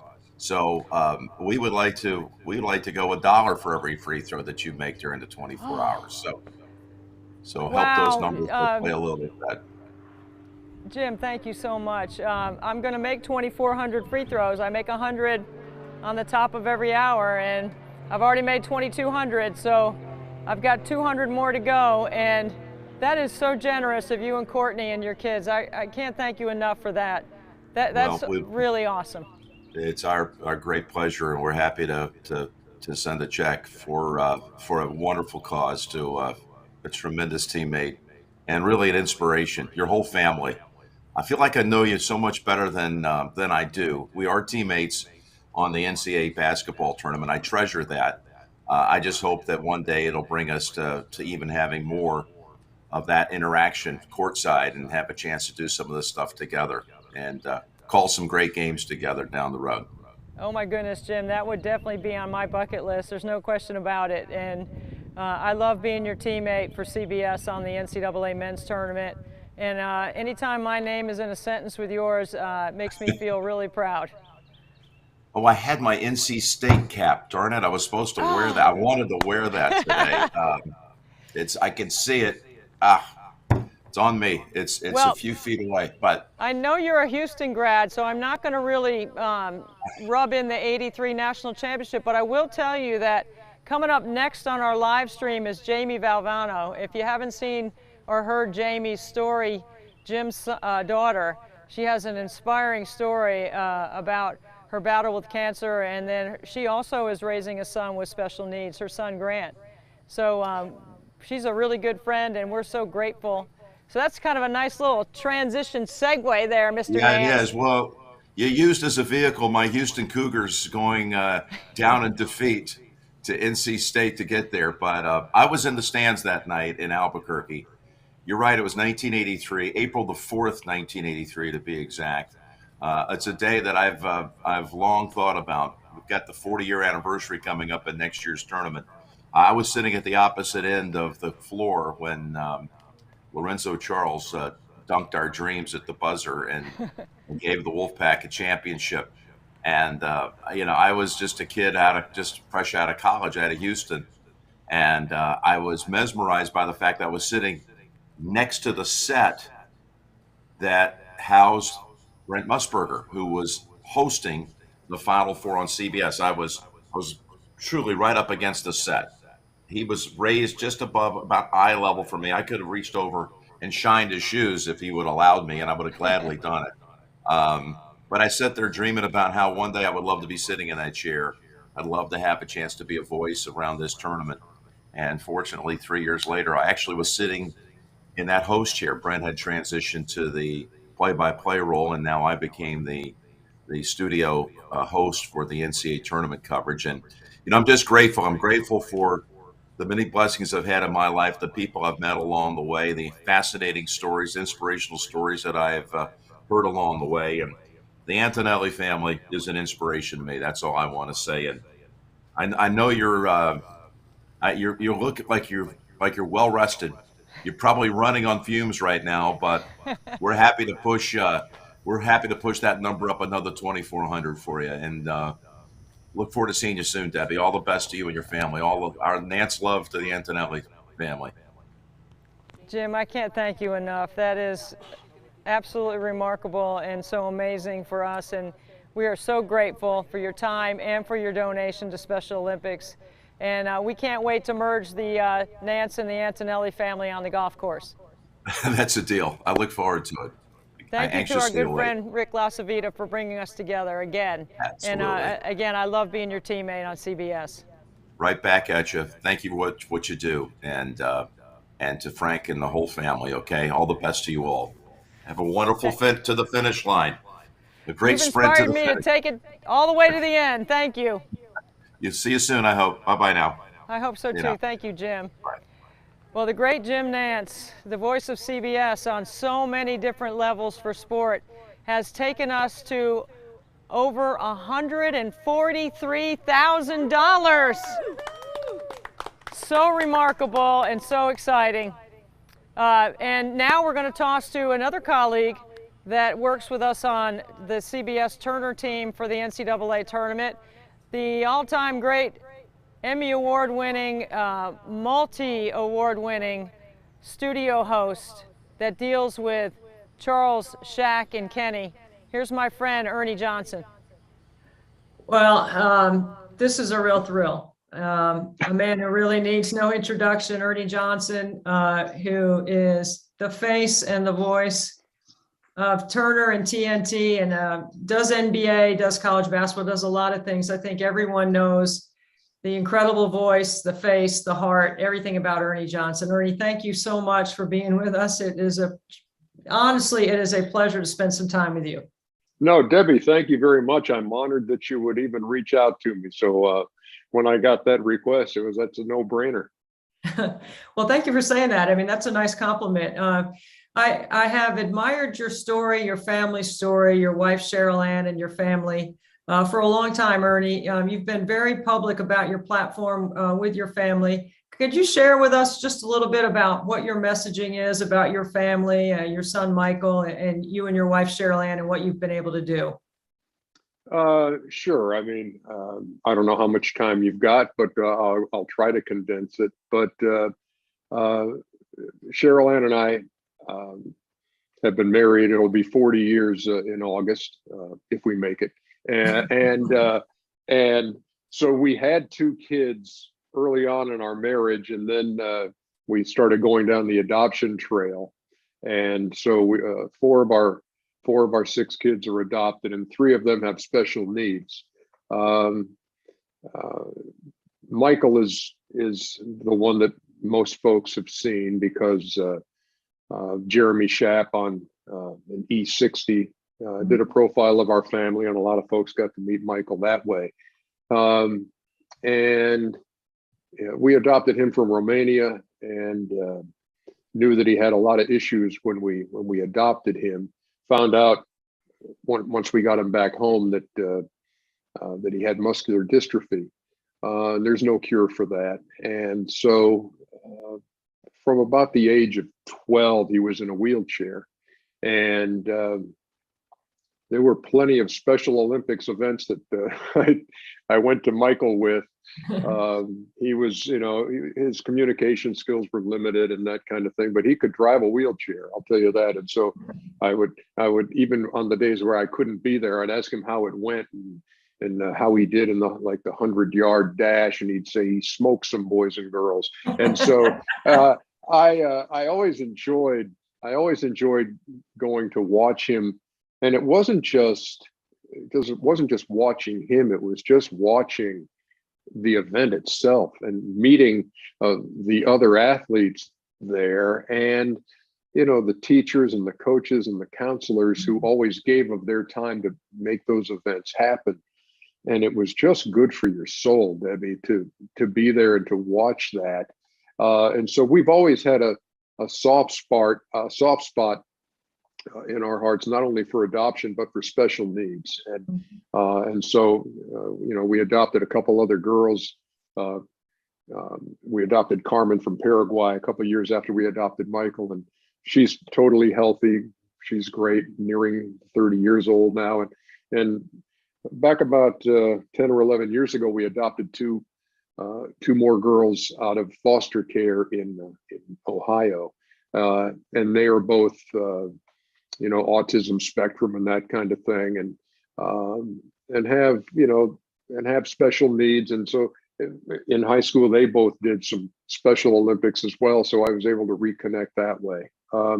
But that's kind of our story. And so, and I think what we all learned through Michael's life, especially, was that there's value in everybody. It's, we don't all play by the same rules. We don't all have the same capabilities, but it doesn't make us any less. And so that's kind of, what has driven our family. And, we lost Michael 6 months ago. He lived a miraculous 33 years, because when you have Duchenne muscular dystrophy, the prognosis isn't good. And a lot of kids don't get out of their teens when they have that. And so we were blessed to have him for 33 years, and he was a shining light. And, it's we carry his memory around with us every day, and so again, when I see that Debbie Antonelli is doing something for Special Olympics, it's like, yeah, where do I sign up? Oh, well, thank you, Ernie. I know it's got to be a tough time for you and your family with the loss of Michael, and what an inspiration, your family, you and your wife. And I mean, for me, I have one child of my 3 with special needs, and you've taken on a challenge of having 4 of your 6. It's just amazing. Where do you find the resolve and the courage to be able to do that? I think, we lean on our faith heavily. I mean, I think Cheryl Ann and I both know that these kids aren't ours; they're his, and he's entrusted their care to us. And I think what it does with all of them, and especially with Michael, who was wheelchair bound and eventually couldn't really do anything on his own, is it just puts you into a servant mentality. You wake up in the morning and knowing, okay, I'm gonna have to do everything for him today, and that's really, some might look at that and say, oh wow, what a challenge. And it wasn't a challenge. It was like, this is a chance to serve. This is a chance to put somebody else ahead of you. And I think that's always a good tact, that that if you put others ahead of yourself. And so I think that's how you approach the challenge. And it does take some resolve. It does take honestly, it takes some time where you just need to be by yourself, where you need to have a really great partner in this caring program where, hey, I need a little time away. I just need to decompress here for a while. And that's why it's so important to have somebody who can stand in that gap for you, because it's tiring. It really is. And I would be lying if I said, oh no, it's a piece of cake, it's just like anything else. No, it's challenging, but the rewards are just off the charts. And again, it goes back to finding the value that's there, because it is there. I mean, I tell the story about Michael, about him being on a high school basketball team when he was in a wheelchair, because there's a coach, down here in Brazelton, Georgia, named Phil Beaulier, who was so taken by Michael's spirit and how he always loved to say, love you too, that he would, when he wasn't coaching and he was teaching, he would talk to his students, his able-bodied students, right in the middle of a class, and just say, hey, let's spend a few minutes. I want to tell you about this kid, Michael Johnson. And he said, I know you students like to wander the hallways and use a lot of sign language, and it's usually with one finger. And they'd all kind of look at each other and laugh. And he said, but let me teach you something else. Let me teach you this. That's I love you in sign language. And when you tip your index finger at the other person, means love you too. And so he was teaching kids that.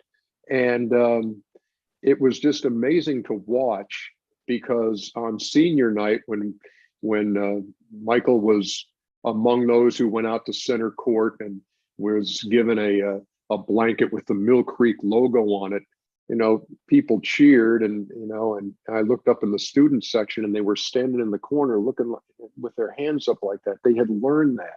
And that's one of the reasons that, Cheryl Ann and I look at something and say, we couldn't plan any of this. I said, but God connects the dots in ways we would never even know it. So that this Romanian orphan meets this basketball coach from Indiana in Brazelton, Georgia, and teaches a high school about love. And that's the amazing thing. So even though you can look at somebody and think, okay, they're not as able-bodied as somebody else, or that mentally they're not at that level, there's value to be found there.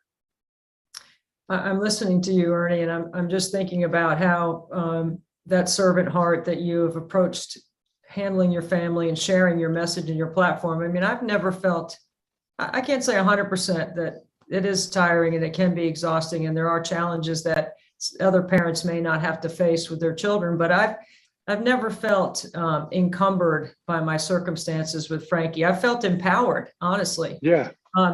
People talk about all the things that you're going to miss out on.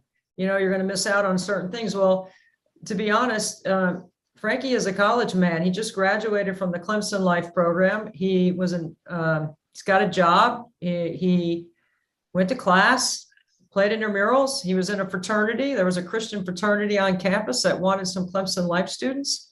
I mean, he had the full college experience, tailgates, parties, socializing with his friends, going to class, which was really life skills classes, not the same. a person with Down syndrome, living with Down syndrome. Of course, there's some limitations, but we never chose to look at it that way. We looked at what he could do, not what he can't do. No, it's exactly right. That's exactly right. And because if you focus on the other, you're missing so much. And I've had the same conversations, and and I'll say this, Debbie, that look, in the last 6 months, it's been really hard because the house is quiet.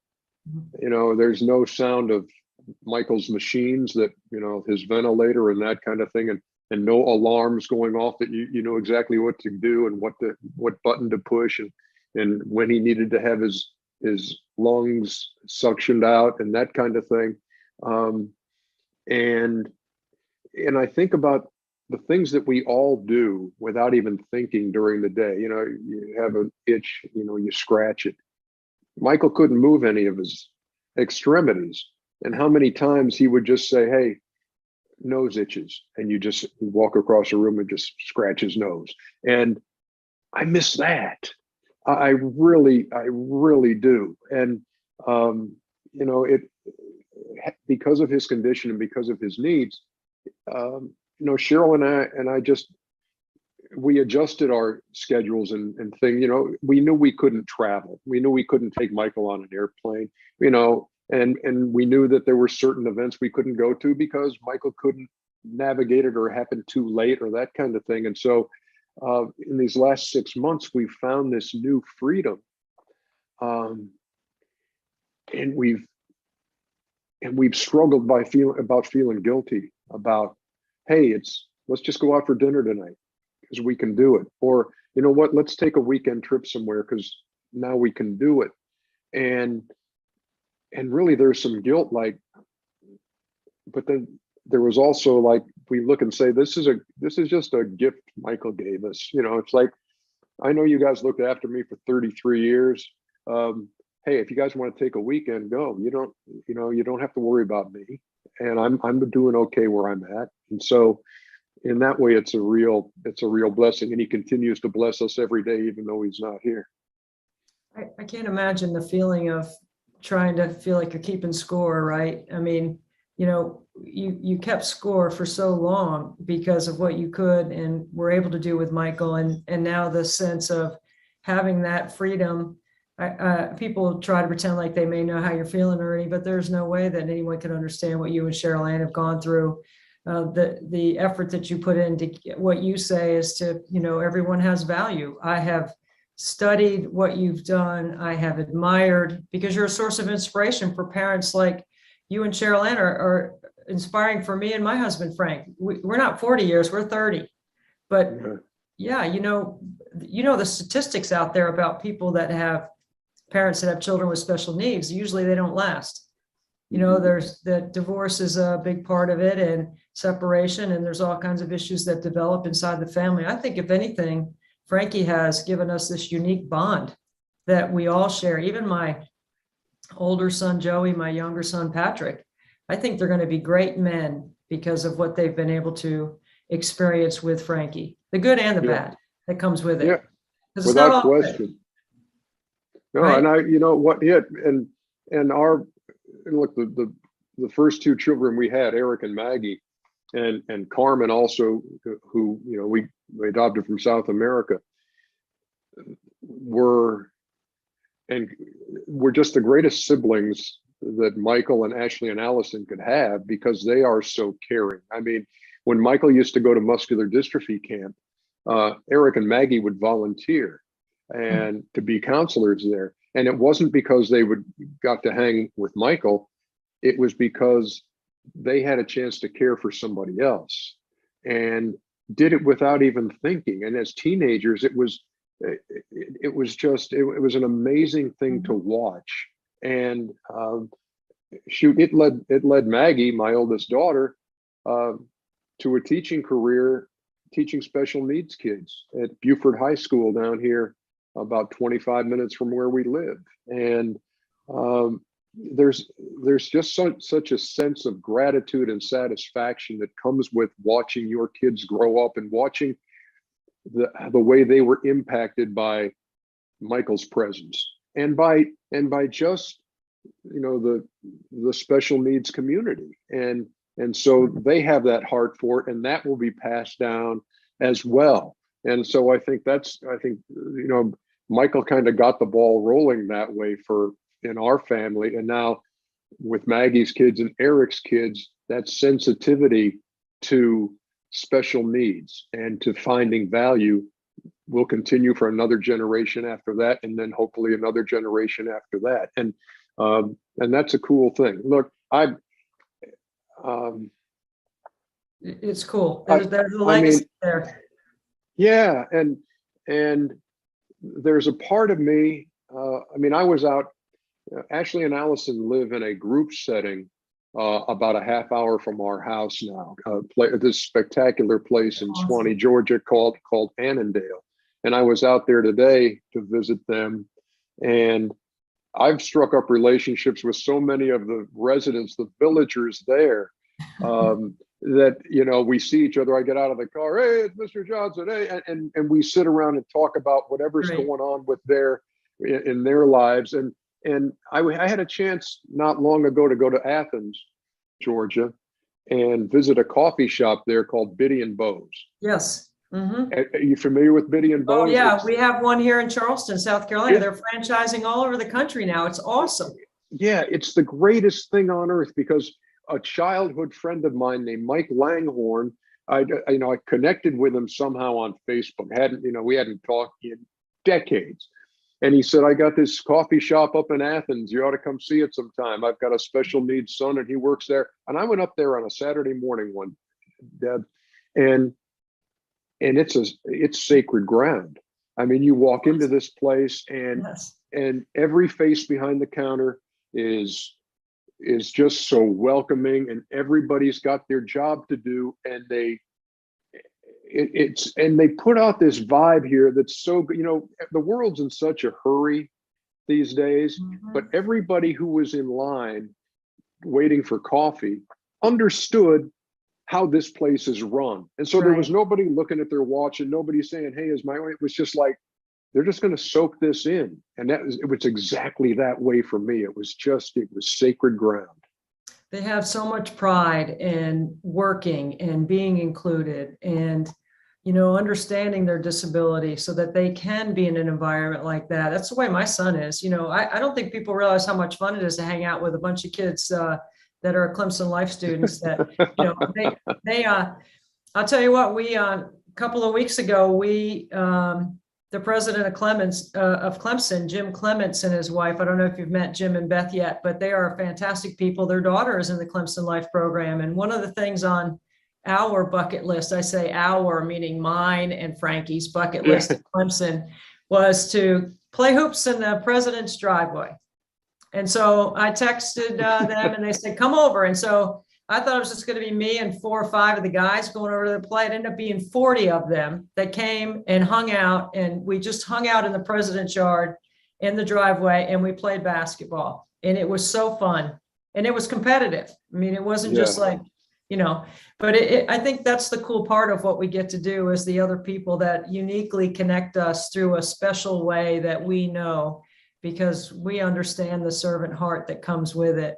And so, Ernie, you know, like on a lighter note, I mean, I can't let you go without talking about the set with Charles and Shaq and with Kenny. I mean, come on, this is like, you know, you're doing all this with your family during the day and then at night. Wow. I mean, look, when you think about, I mean, I've been in that chair for 33 years at Turner, and it's what I call it. It's a get-to job, you know. Yes. Not a got-to job. And because I think we've all looked at, and there are folks out there who, you know, when they get behind the wheel and drive to work, it's, oh, I got to do this. I've never had that feeling. It's always like, yeah, I get to do this. And I know I'm going to a job where before the day is over, I'm going to laugh. And that's good. I mean, I think if there's anything we all need more of, it's a chance to laugh. And with those guys, we laugh at ourselves, which I think is vitally important these days. And also you know, we laugh at each other, we crack on each other. It's just like brothers hanging out, watching hoop for 5 or 6 hours. And it just, the things on that show just kind of happen. It's not like in a production meeting we plan, you know, have a meeting? I'm at the meeting, but the other guys aren't invited because we don't want them to know what might happen. And so, you know, we do plan a few things, like the other night when we dropped the ping pong balls on Chuck's head, you know, because we were doing our Gone Fishing segment. We gave him, for one night, we gave him a cooler and said, hey, we got your favorite beverages in there. He opens up the top and a bunch of these rubber fish are spring loaded and they jump out and scare him half to death. Okay, so the next night we say, well, here's another cooler. He says, I'm not going to open it. But we say, really, this is all good. He takes out a bottle of his favorite adult beverage, which is in there. There's a bunch of Twinkies. And so he's saying, okay, this is good. And then he pulls out a ping pong paddle. And I said, and he didn't even bat an eyelash at it. He just took it. I said, what's a ping pong paddle in there for? And he says, ping pong, fool. And at that moment, from the rafters, here come about 1,000 ping pong balls on him. And so we do plan things like that, but a lot of the other stuff is just organic. Somebody says something silly and we all climb on them. You know, somebody will put something on social media that we ride for the rest of the night. So no, it is. It's just, it's the most fun you can have at a job. It really is. You can see it, you can feel it, you can laugh alongside you guys every night, and you can learn something about the game as well. I especially like recently when you guys pulled the baseball team over from the studio, and Shaq got scored on because he got sealed on the inside. I was like, that is just hilarious. Yeah, I can't imagine how much fun it is. And Ernie, I mean, your story is just absolutely fantastic. I would sit here all night with you and swap back and forth. I just think you're such an inspiration, what you and Cheryl Ann have done. And I mean, I'm trying to emulate what you do, and I'm trying to serve communities by, you know, it's not the free throws, it's the platform to share the message, which is you can make a difference in your own community. If you just do a little bit, you can help some other people that are in need, you know, to train and to compete. And we know they like to compete and to organize, you know, especially coming out of the pandemic where trying to socialize and organize was so hard to do. I mean, you know, this population of people, it's even harder to be able to do that. So that's where our heart is, and that's what we're trying to do. And I'm literally in the driveway shooting until my arm falls off. And I know with your percentage, it's not going to take you long at all to hit all those free throws. So I have every bit of faith and confidence in you. Well, I appreciate that, Ernie. And just from one parent to another, thank you for what you've done and for how you've made a difference for so many families like ours, because you can and because you get to, not because you have to. And I'm just going to say, everybody out there, if you haven't seen Ernie's message to the Alabama football team, it is worth watching multiple times. It is outstanding. And it is something that I think about and my inspiration from you. You're very kind. I appreciate the kind words, but look, we all do what we need to do, and we all have different challenges, different roles, and again, I think just a lot of it is in your perspective. You know, I've had people who have met, you know, Michael before and thought, oh man, I wish I could spend more time with him, and it's like, see, that's what I get to do. You know, I get to be the guy who's right there with Cheryl Ann running point on this and enjoying those parts of life that can only come from caring for a special needs child. And so, you know, it's kind of, it's an unscripted part of your life. You know, we never planned on that. We never planned on, you know, but at the same time, we've learned that you embrace the unscripted, you don't fear it, and we've enjoyed every single minute of it, and we'll continue to. My parents told my husband and I that we didn't get Frankie for something we did wrong. We have Frankie for something we did right, and that is exactly what I hope. There's many times where I needed to hang on to that piece of advice, or that counsel. your family is beautiful, and your kids are so fortunate to have you and Cheryl Ann. And I'm so grateful for your time in support of our event, Ernie, and Special Olympics, and because we know what it does for families like ours. I appreciate you very much. I can't thank you enough for having me on. Let me just say, I mean, the only way I can boil it down, you're special. You're special. You truly are.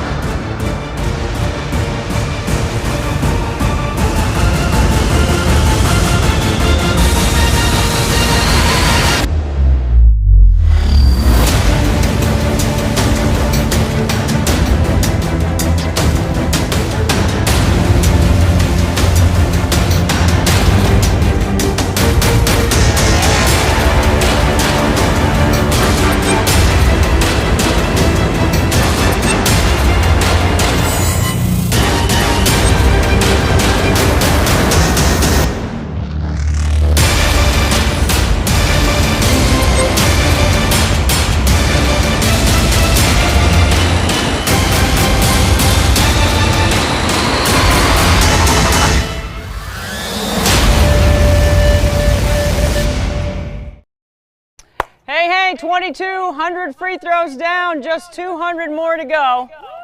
All right. See this shirt right here, Ba-Bam? You want to stick around when I'm done shooting because we have a real special treat for you. My good friend Jamie Valvano is on the other side of my shots, ready for a really inspiring message to deliver for all of us. So, Jamie, I know you're out there listening. We're going to get these shots over fast so we can get to you. Okay, Patrick. Who's got my, can you turn that down, Kelly? And who's got my count? Patrick, okay. Go ahead, Patrick.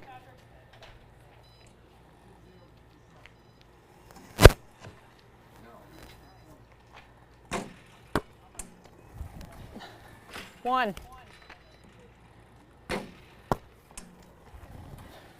2. 3.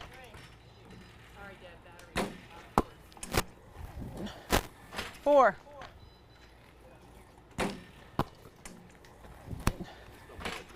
5. 6.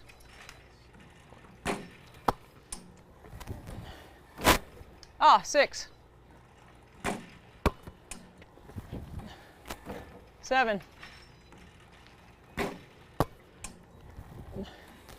8.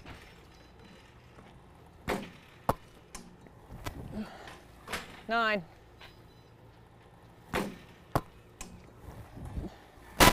10.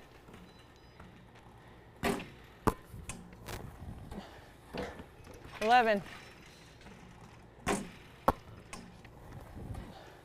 12.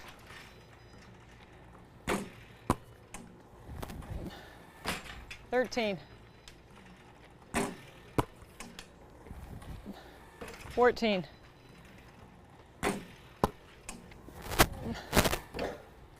14. 15. 16.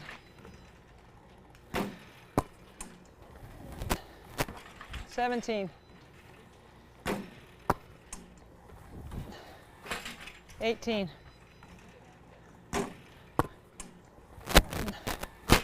19. 20.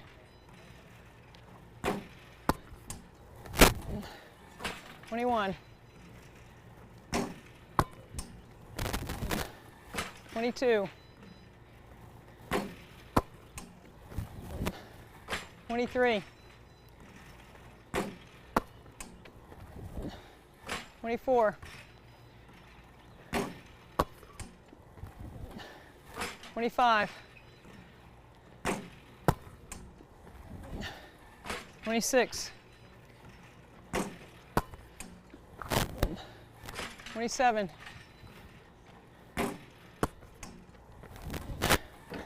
28.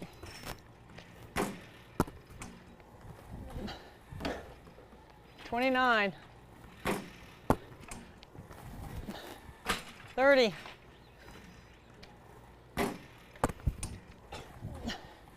31, 32, 33,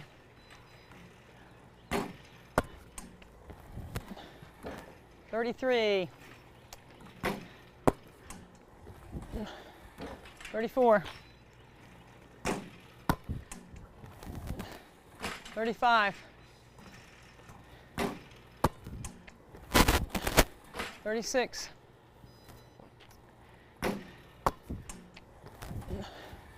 36, 37, 38, 39, 40,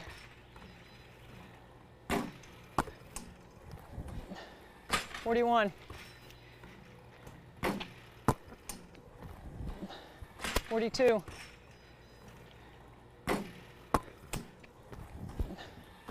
43, 44,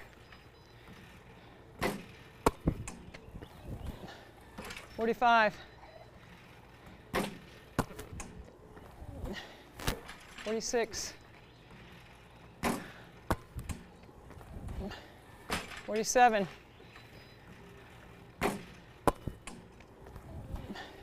48,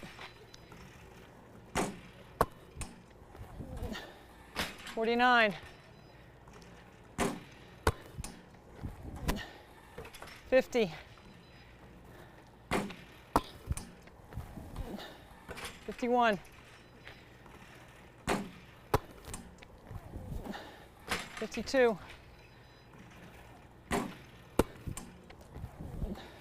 53, 54,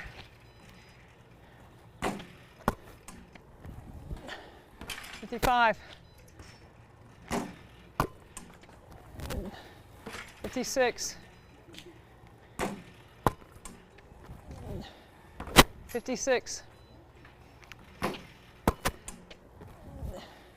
57,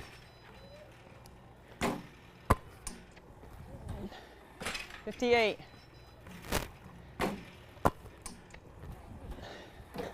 59, 60,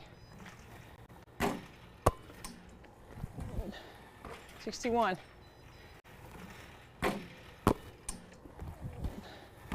61. How could I be long now? 62,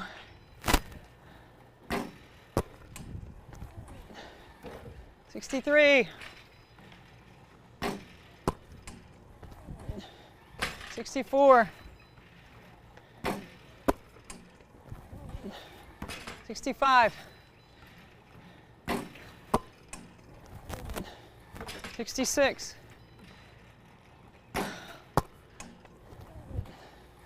67, 68, 69,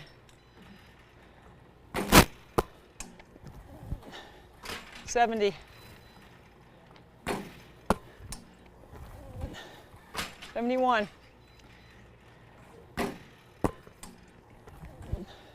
72, 73,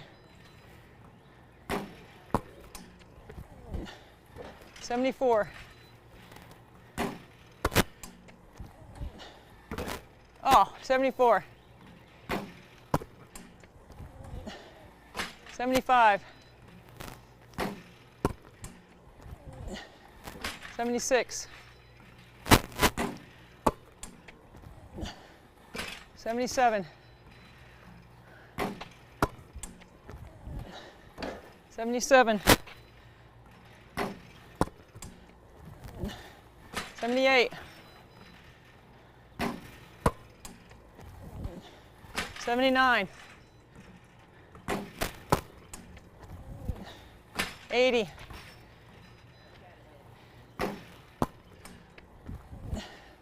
81. 82. 83.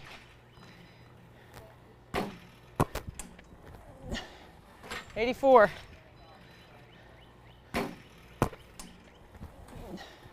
85. 86.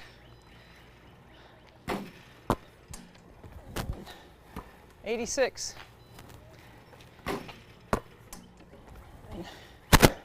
87.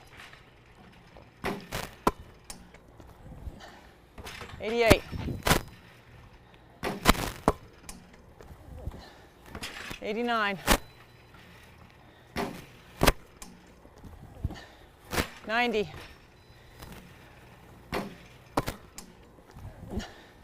91.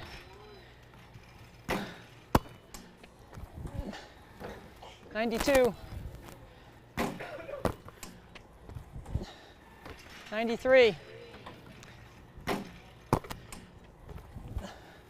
94.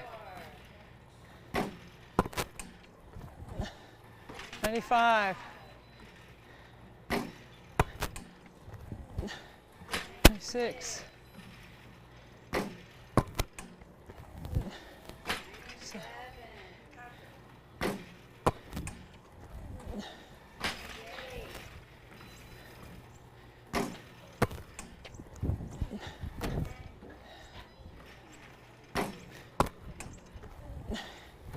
99. All right.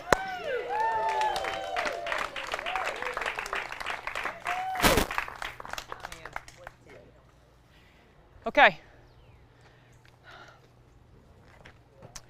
Ba-Bam is 100% affiliated with my friend Jamie Valvano. You know, Jamie, ironically, we just had Jim Nance on, and we were talking about the 1983 championship, something that I know you know well. You are the daughter of Jim Valvano, and you are a great friend, and I am so thankful that you will spend some time with us Sunday. Sharing your story, Jamie. Ba-Bam!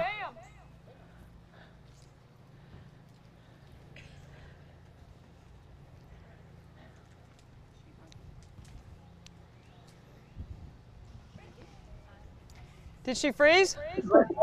Oh, there you are. Now I got you. Yes, I've been cheering you on from North Carolina. Awesome. Jamie, thank you. Thank you so much for being with us. I would love for you to share your message this morning. You have so many different incredible, inspiring things that you've experienced that you can share with our group today. And I'm going to give it to you. Yeah, and I'm going to give you a little ba-bam, which inspired me today. Thank you, Debbie. You know, this morning I woke up and I was so nervous thinking about joining you because for some reason I thought I was going to have to do free throws. And as Debbie knows, I have no athletic ability whatsoever.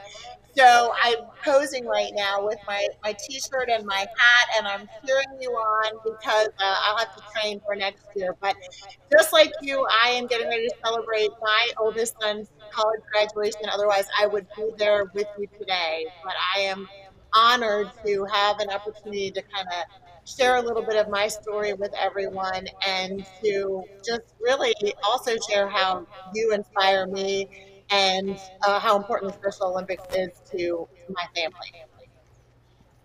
It's all yours, Jamie. Take it away. All right. Awesome. Well, you know, as Debbie has shared, we have so much in common, and I think probably the first thing that our, you know, families both are enormous North Carolina State fans. the athletic department, as well as I'm a graduate of NC State. And so that was kind of our first connection. And Debbie and my older sister, Nicole, who is the athlete of the family, they just had a fast friendship. And little did I know that years later that our friendship was going to blossom and it was going to be such an important part of my story as well. But you know, sports, I think, has just this ability to bond so many of us together.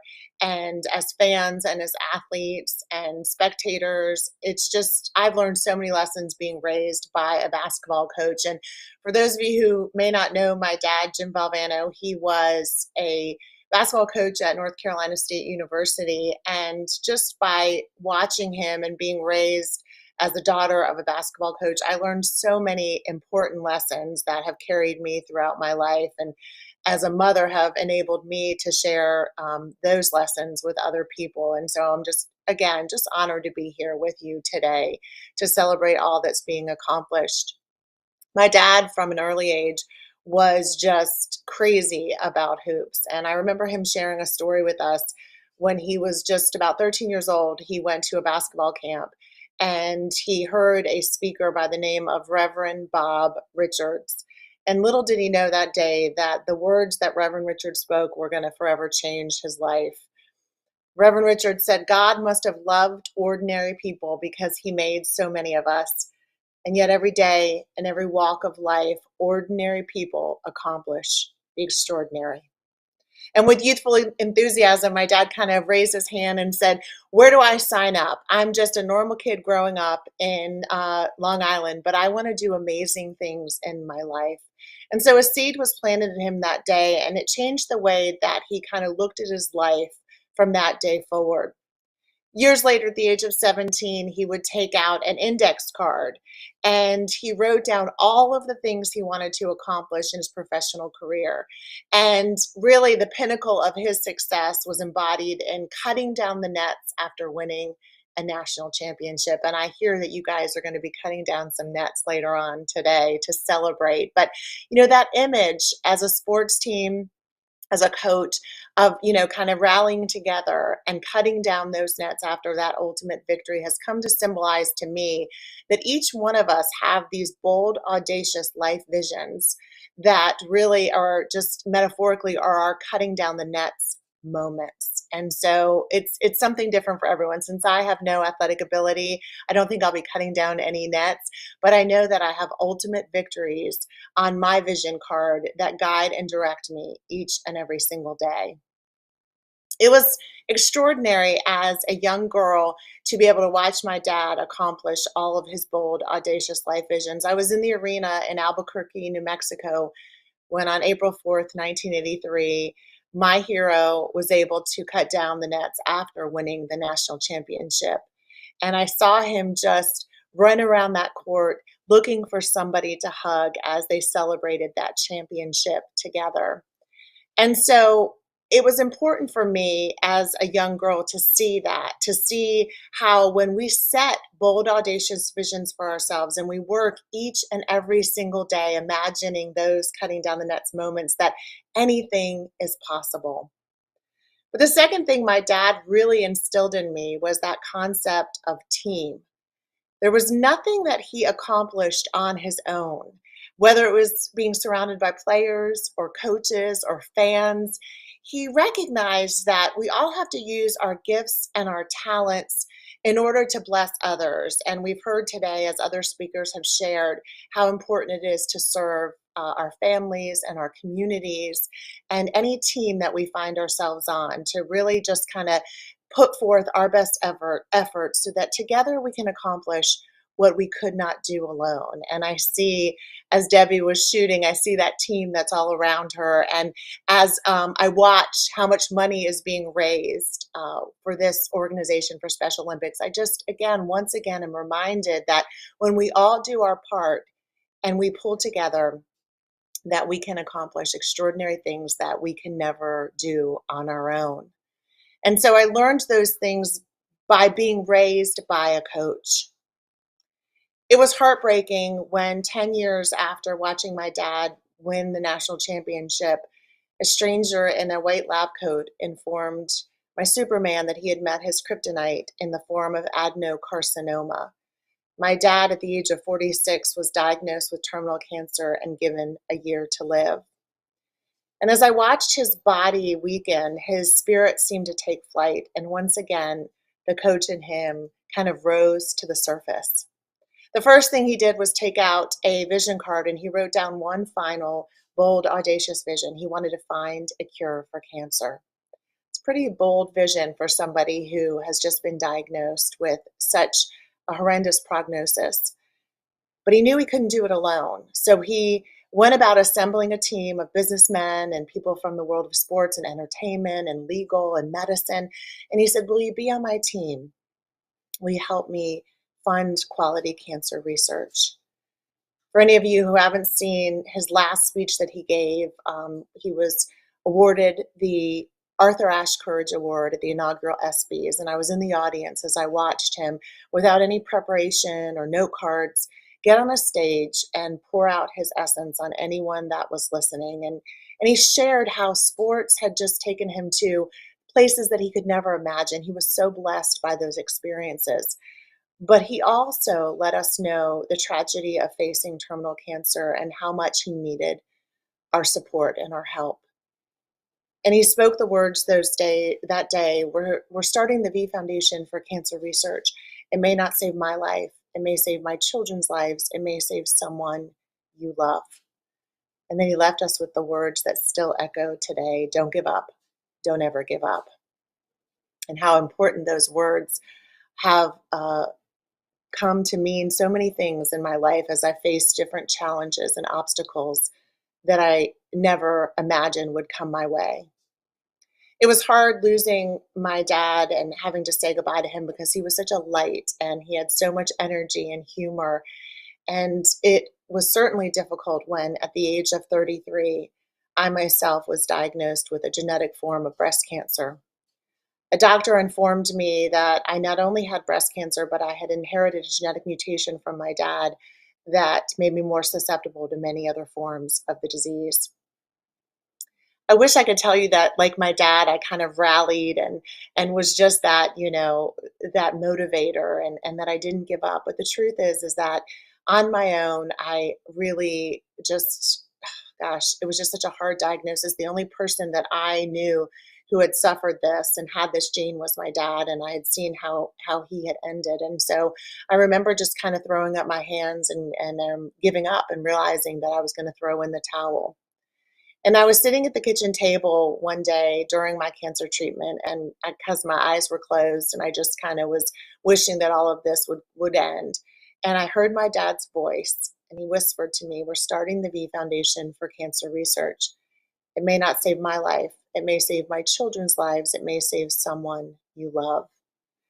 And instantly I knew that 13 years prior to my diagnosis, my dad had prophetically spoken those words, and that I was the someone that he loved. He had given me the tools to know how to survive hard, difficult challenges. Number one, to create bold, audacious visions for your life. Number two, to surround yourself with a united team that help you when you grow weary. And finally, to not give up. And so that's just what I did. All those years, 17 years ago, I wrote down that I wanted to attend my oldest son's high school graduation. I went about assembling a team and asking people boldly to help me. When we are in need, we need to be bold in asking others to use their gifts and talents so that we can accomplish those cutting down the nets moments. And then finally, it was that everyday perseverance of not giving up and surrounding myself with people that motivated and inspired me. Well, I not only was able to attend my son Jake's high school graduation, but tomorrow I'm going to see him graduate from college. And no, he's not graduating from NC State. It's not mandatory that we all go to NC State, but it's an ACC school, so we're very proud of him. And as I stand there, I know tomorrow, just looking at my son and realizing that I'm a 17-year cancer survivor, I know that I haven't gotten here on my own. I have so many family and friends and loved ones that have rallied around me and helped me to not give up.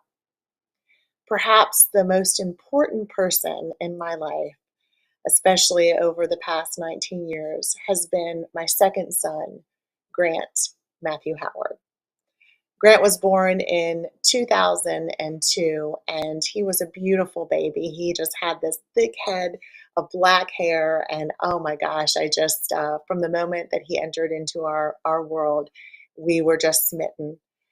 As a mom, instinctively, as I was watching him grow, I realized that he wasn't tracking objects with his eyes and that he just seemed to be developing differently than his brother. And so I took him to the pediatrician, and they assured me that babies develop at all different rates and that there was nothing to worry about. But something told me that I needed to look further, to dig deeper.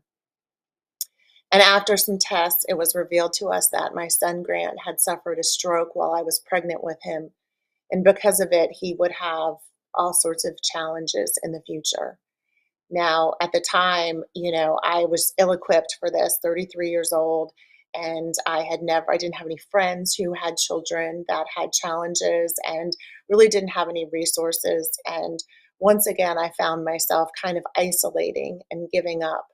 And they would use words like cerebral palsy and developmental delay and traumatic brain injury and optic nerve hypoplasia, all these words to describe my precious child. And as his mom, I ignorantly believed that it was my job to fix him, that somehow he was broken and that there was something that I needed to do if I read the right book or I found the right therapy, that somehow he would be fixed. And he would look at me with his dark, beautiful eyes. And it was as if he was whispering long before he could even talk, "Mom, I'm not broken. I don't need to be fixed. I just need you to love me." And it would take me many years to realize that he would become my teacher as I would learn and be inspired by his journey. One day I was sitting in the office of a developmental pediatrician, and I just had one of those low days, as we all have as parents, where we just feel like we're not enough. And luckily, I had such a team of wonderful individuals, teachers, and doctors and therapists throughout his lifetime that have just lifted me up when I have gotten tired. And I remember asking him, what kind of life is he going to have? Because you see, I didn't have any life visions for him. The course was so unknown. And I remember that doctor speaking some words that kind of echoed my father's words all those years ago, when the doctor said, "Grant is going to have an extraordinary life.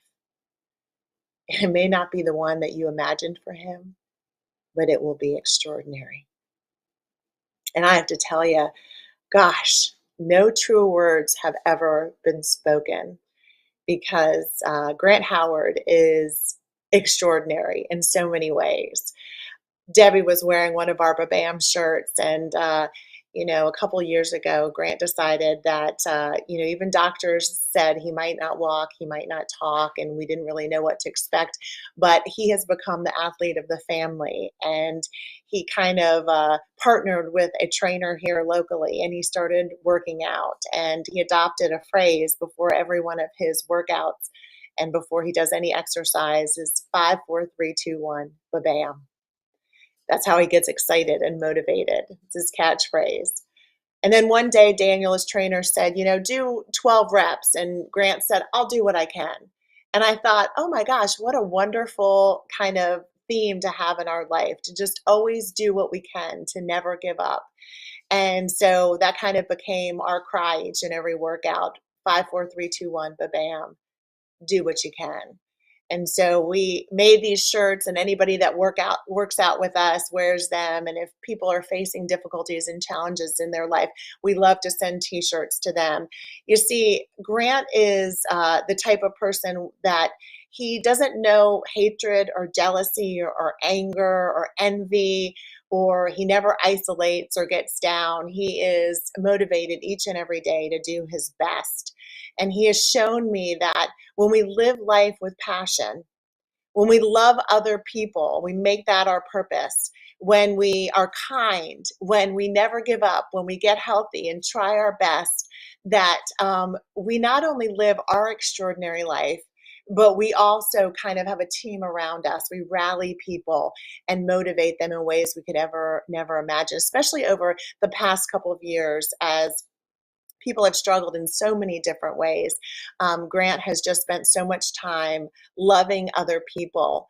And one of the things that I adore to see him do is participate in the Special Olympics. It is so important. And Debbie and so many of the guests have talked about how they just, he loves to compete. He definitely has that Jim Valvano gene in him, but it's not about winning. It's about cheering on the other people that participate with him. And so it's just amazing that this organization is raising money for the Special Olympics, and together we can accomplish what we could not do alone. And so I just want to thank Debbie for her efforts, and I want to motivate all of you, no matter whether you have someone in your life who is facing specific challenges or not, or participates in the Special Olympics, that we all come together as a team. We support her, and that we just celebrate all of the accomplishments and the extraordinary things that are to come. So thank you so much for allowing me to share my message with you this morning. Jamie, ba-bam! Ba-bam! Way to go. I'm so grateful for your time. Thank you for sharing that important story about so many different things that resonate with all of us, especially on this day where we're trying to raise as much money as we can for Special Olympics. So thank you for lending your time on this really busy weekend. I just went through graduation myself with Frankie, so I know how challenging it can be. Well, I know you've got to go, but Grant really wanted to say hi to you. So do you have one text? So Let's see Grant. Hey, Grant, come say hi to Miss Debbie. We've been cheering. Now, next year, Grant needs to be there because he is the free throw shooter of the family. So he might need to come next year and be a part of this. Bring it on, Jamie. Tell Grant he better practice. Are you coming to say hi? He said, don't mind just if he does. He's ready. I was there. Look at what Miss Debbie's wearing, Grant. You are going to flip out when you see what she's got on. Look at this. Come sit down. Grant! Wow. Check it out, dude. Wow. I love it. That's I love amazing. you. Check this out, man. You inspired me. I made 100 free throws because I was wearing this shirt. That's awesome. Are we going to keep cheering her on? Yes. I'm going to cheer Miss Debbie on. Okay, we got one thing to say. 5, 4, 3, 2, 1. Ba-bam. Ba-bam. Yep. We love you. We love you. Jamie, love you. Thank you. See you soon. See ya. You're the best. Grant, have a great day, dude. Oh, man, Jamie Valvano, are you kidding me? I mean, she mentioned my friendship with her older sister, Nicole. We've been friends for a long time. And, you know, Coach Valvano was at NC State at the same time that I was there playing. He was an incredible guy. And I'm so grateful that I had the chance to cross paths with him many times as a basketball player at NC State. So, Amy Westerman, come on up. You're the next contestant on 24 Hours, NBN.com. Years of experience, creator, owner, manager, CEO, I don't know all these fancy titles you have. My official title is Chief Magic Officer. Chief Magic Officer. Isn't that what we're trying to do here? We are. We're creating Actually, magic? you are making magic. You think? Yeah, absolutely, for sure. I'm watching these numbers climb, so. Well, you're a partner of ours in this event. Yes. You believed from the beginning when I came up with this crazy idea about wanting to make 100 free throws every hour for Special Olympics. I did think you were nuts. And you offered an incredible prize for those that donate. Tell us all about it. So everybody that donates, doesn't matter how much money, right? Right. And it can go after this, right? Yes. So, okay. No matter what the amount is, you are entered into a 4-night, 3-day vacation for up to 4 people. It is at a deluxe property, so we're not putting you at the Best Western down the road. You're at one of the nicest ones. We can't tell you which one, but it's one of the luxury. Disney is in charge of that. Yeah. But and 3-day tickets for 4 people. That is absolutely amazing, right? I mean, you get a chance to go on a trip to Disney. Yes. Like, tell me about the new Star Wars. We just got off of it. Yeah. What? Tell me how's that work? So it's an interactive 2-day immersion, totally different than anything Disney's done before. You go in, have different missions, have all these very interesting character interactions. Yeah. It's super fun. Sounds like a lot of fun. It is.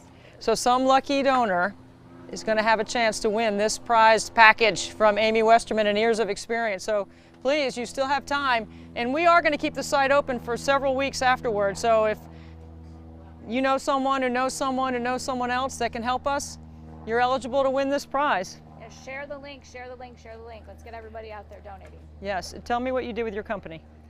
What do we do? Yeah. We're a Disney-specific agency called Years of Experience, and we have we'll do everything from as little as you want to plan the entire thing. What parks, what days, what should you go on first? Yeah. What reservations you should make. I'm getting ready to sign up.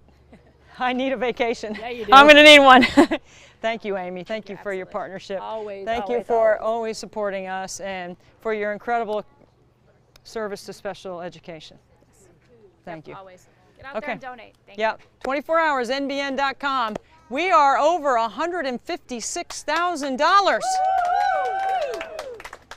We've been saying all 24 hours that we've had 6 other states that have joined us in this branding opportunity, 24 hours of nothing but net. And we are going to head to Minnesota right now, a state that was with us last year. They're with us again this year. Guys, what's going on? Hey, Debbie. Hey, where are you guys? Target Center. I mean, under the bright lights, you guys are shooting hoops at the Target Center? Yeah, pretty much. I mean, come on, really? That's awesome. Yeah, definitely. We came in to support Joe, the women's assistant coach at the last leg here, to cheer him on. So Joe is right here. I'll introduce Joe real quick. How's it going? Hey, how are you? Oh, I'm sore. I got a lot of respect for you. You're a machine. It's amazing what you're able to do. My quads are going. My forearms cramping. I'm just, I'm trying to survive, you know? You know, and I'm going like this. La, la, la, la, la, la, la, la. I don't hear any of that. Who's the best shooter out of that group? We got Nate Knight from the Timberwolves. We have Nate over here, yeah. You got Nate, okay. Are you guys getting ready to go to Orlando for the national games? Yep. Yes. He's going. Is going to golf. Yeah. What event are you going? For golf? You're going to play golf? Yep. I'm a golfer too. I love to play golf. Good luck. Good luck in Orlando. Bring your sunscreen. It's going to be hot down there. You guys from Minnesota aren't used to this humid heat that we get in the South. Yep. Yeah. Well, I'm so He's getting ready to go. proud of He's you excited. guys. I'm so thankful that you partner with us on this event. It means so much to us, right? Because we can make a difference in everyone's community underneath the umbrella of 24 hours of nothing but net. Yeah. Yep. Thank you What's been so your much, favorite Debbie. part about the day so far? Just to be on the court. Everything. I gotta tell you, I'm jealous. I'd like to be shooting some free throws at the Target Center right now. We'll invite you next year. Next year. Well, I want to thank you guys for everything you did to help spread awareness and to raise some money for Special Olympics in your own community. And we thank you so much for being with us on the live stream. Thank you. Thank you. Thank you. Hey, I want to see a couple eagles down there, maybe a few birdies. I'll try to. I know you will. I know you'll give your best effort. I'll be cheering for you from South Carolina. Yeah, thanks. All right, thanks so much, everyone. It's awesome to see you. Okay, hey, Rhode Island. Stephanie, you want to trash talk me? I mean, bring it. No, I'm not trash talking. Depends on what your percentage is. Well, it's over 94%. Ooh, I'm right around there too. That's what I'm talking about, Stephanie. Now, did you have an hour where you made all 100? No. It just 4 started getting a.m., worse. baby, 4 a.m. Yeah. Ryan, what's going on, man? And not much, just shooting some free throws and motivating Stephanie to be the best. So How did Stephanie do, Ryan? Give me your coaching hat. Yeah, she did good. Couple bad free throws, but whatever. She had a couple bad ones. You know Yeah, what we but call don't that? worry. We call those bricks. I tell her every time when she makes a bad free throw, it's okay. We got this. We got this. Ryan, I'm going to need you to tape a little inspiration for me next year so that I can play it at 3 a.m., Yeah, 4 that's a.m. true. so I can hear your voice going, come on, Debbie. Yes. You got it. You can't just cheer for Stephanie in this thing. Yeah, that's true, but we can cheer for other states. I mean, as we saw for Minnesota, they're a really good team too. Oh, have you scouted them out already? Well, kind of.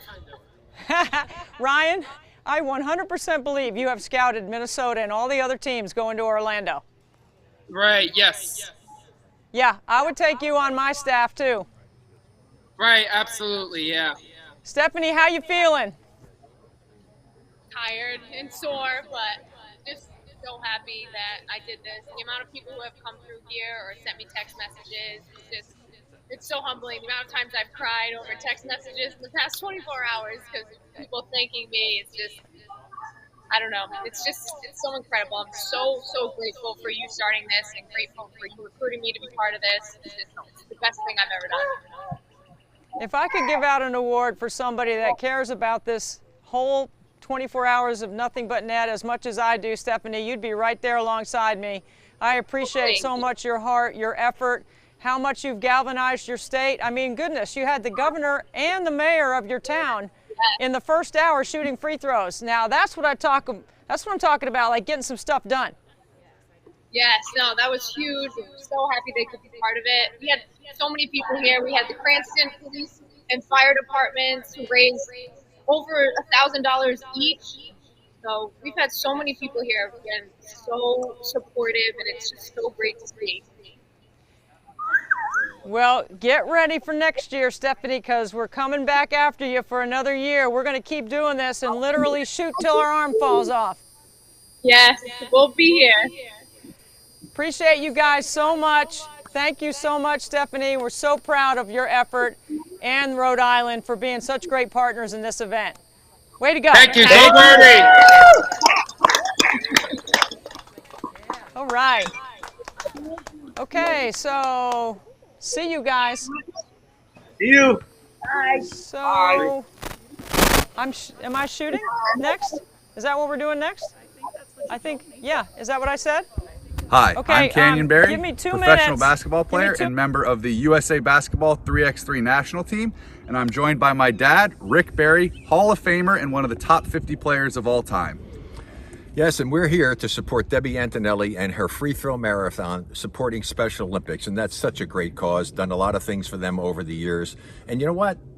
I've heard she's a pretty darn good shooter. I think she shoots about 92% for her challenge, which is amazing. But if you don't shoot in the 90s or the 80s or the 70s, we think the underhanded free throw would be a perfect method for you to try. So if you're interested in learning all about the underhanded free throw, make sure you check out the Underhanded for Life TikTok, and you'll be able to see all sorts of cool tutorials and facts about the underhanded free throw. Yes, and that's 4, the number 4, life. And I'm going to give you a shot out here outside. Let's see if I can actually make one in the wind. But this is the way that we do it. Here, up, relaxed, and follow through, and you make it. Very, very simple. It's automatic. Yeah, yes, it is. And remember, underhanded for life. Debbie Antonelli, free throw challenge. Of course, you should participate. Help Special Olympics.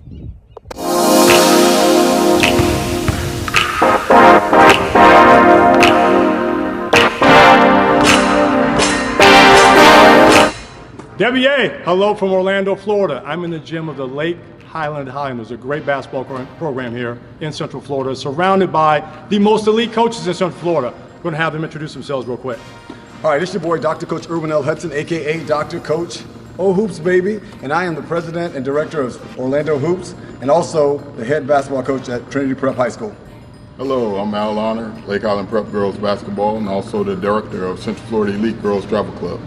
Hello, Steve Reese, head coach at Oak Ridge High School and director of East One Teaching. These guys do an exceptional job in Central Florida, and they're also doing an exceptional job for the Pepsi Stronger Together team. On behalf of Pepsi Stronger Together, we're honored to participate in this year's 24-hour Nothing But Net Challenge to benefit the Special Olympics. On behalf of this, we'd like to present this check for $10,000. $10,000 as a token of our support to the amazing work being done to help such an incredible cause. Good luck to all the shooters out there. We're cheering you on.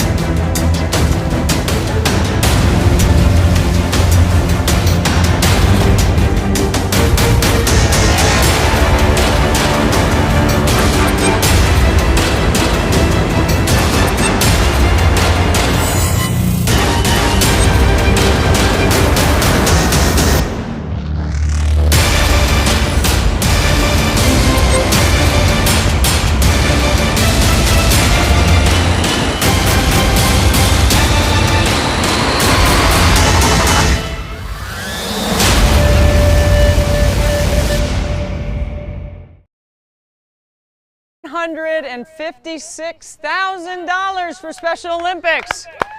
All right, this is the last hour. I've been telling you every hour the amount of money goes up. We're so grateful for those that donated to 24hoursnbn.com. If you're still considering a donation, you've got plenty of time. 24hoursnbn.com. This is my last 100. I've already made 2,300. And no sleep. Okay. All right, Patrick. All right.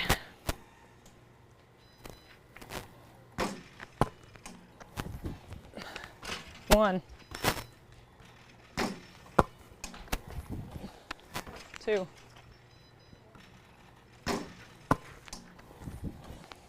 3.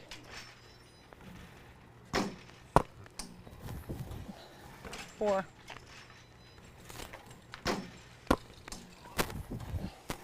5. 6. 7. 8.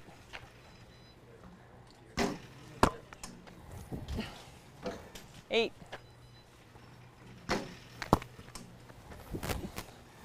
9. 10.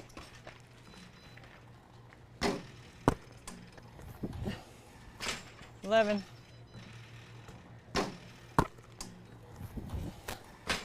12.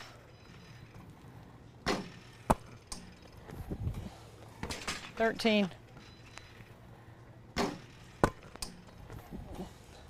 14.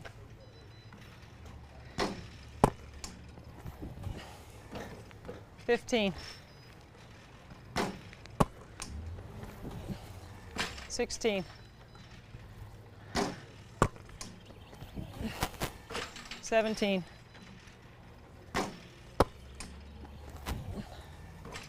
18. 19. 20. 21.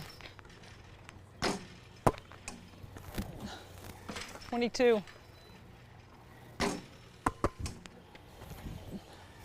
23. Ooh, 23. 24.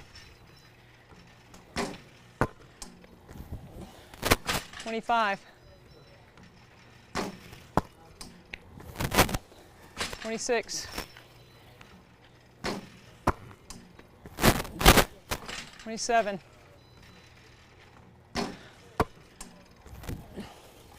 28.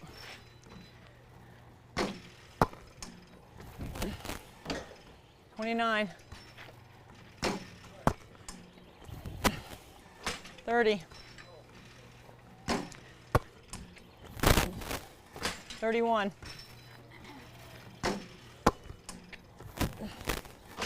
32.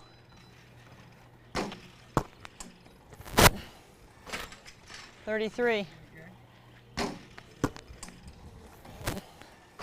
34. 35.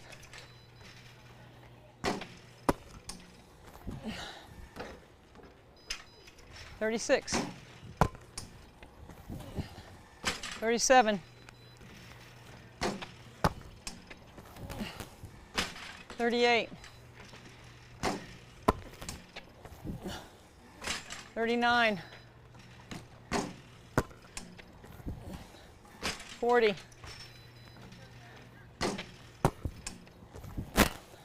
41.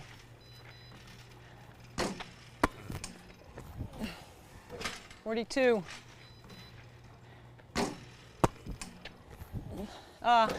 42. 43.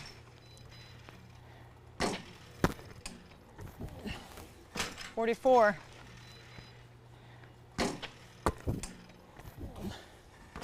45. 46. 47.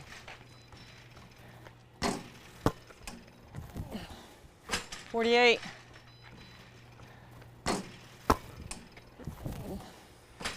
49. 49. 50.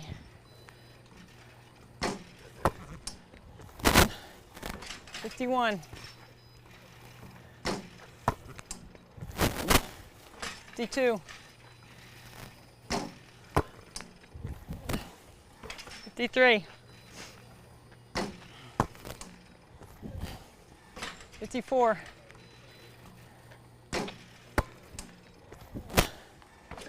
55. 56. 57. 58.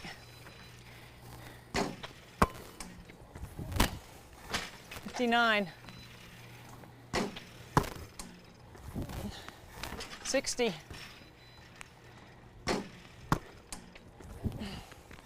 61.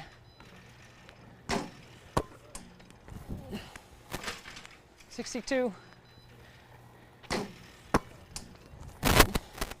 63.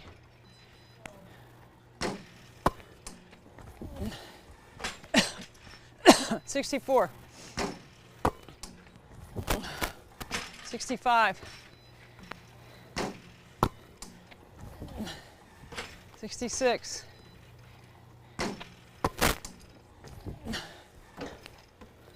67. 68.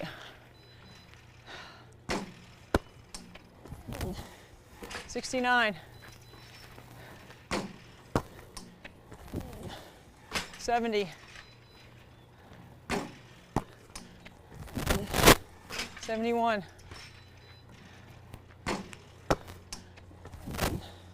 72. 73. 74. 75. 76.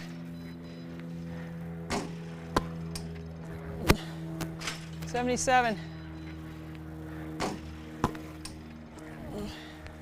78.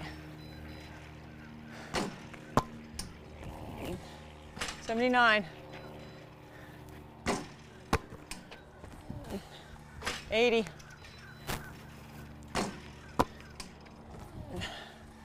81.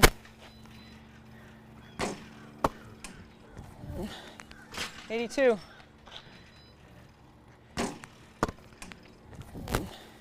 83. 84. 85.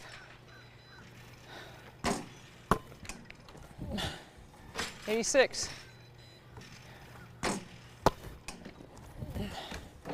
87. 88.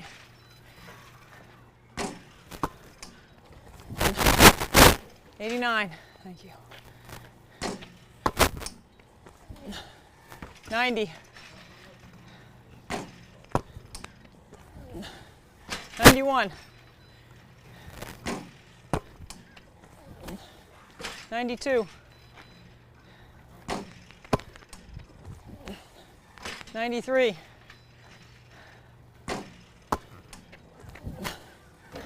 94. 95.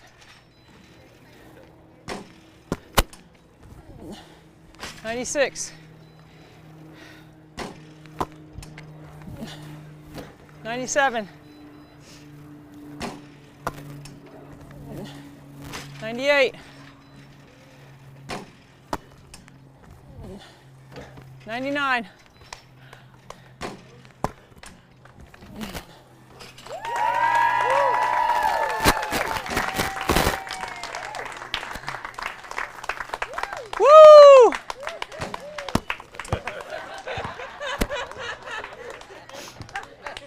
100.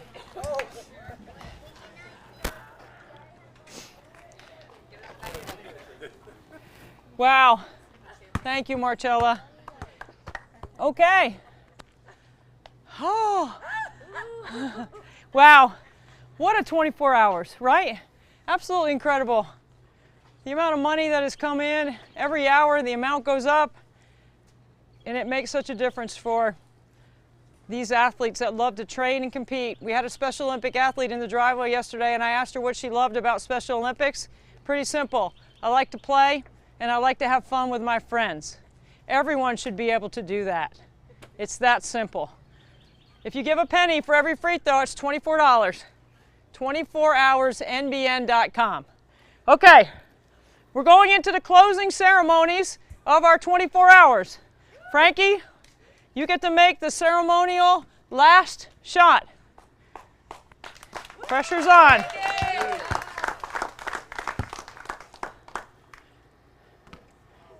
You got to make it, right? That's one try. Yay! All right. So, if everyone would sort of like gather around and come in, we've got a couple of check presentations to make, and I would love for everyone to be a part of that on our live stream. Barry Coates, where's Barry? Come on in here, right here. Barry Coates is the CEO of Special Olympics South Carolina. He's a tremendous leader, and so glad that you're here. Thank you. And so glad that you're allowing us to do this. This has been a lot of fun. Had a blast. Right. Absolutely. Thank you for being here. The first check presentation is going to come from one of our very own Mount Pleasant Special Olympic athletes and an incredible woman, Trista Kutcher. I want to tell you something about last year. It was $300, but got a bit higher. Yes. So I wasn't doing a speech, but you're amazing. Good job, all your three throws, and you just very good. Trista. I don't know how you've been. I'm feeling pretty good. You're one of my inspirations. Did you sell some things in your shop over there? I did. I sell a lot of things, a lot of good stuff, and for this year, I give you $400. Yeah. Trista! You want to say, Barry? Come on. Trista, I am so proud of you. That is so awesome. Hey, how about that? Trista Kutcher, $400. Add that to the total, baby. That is awesome. Okay? Great, girl. Okay. Thank you. You're welcome. You know I love you. Great work. Good job yourself. Great work yourself. Okay. Nothing but cakes. We have a great partner in Mount Pleasant, Nick and his wife Natalie.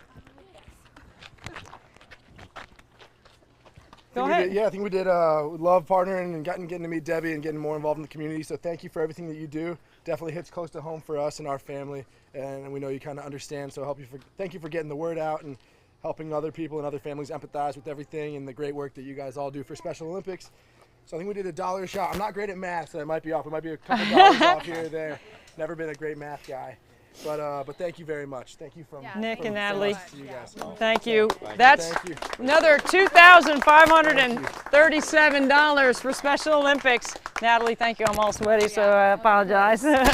Thank you so much. If you haven't been to Nothing Bundt Cakes in Mount Pleasant, you need to check it out.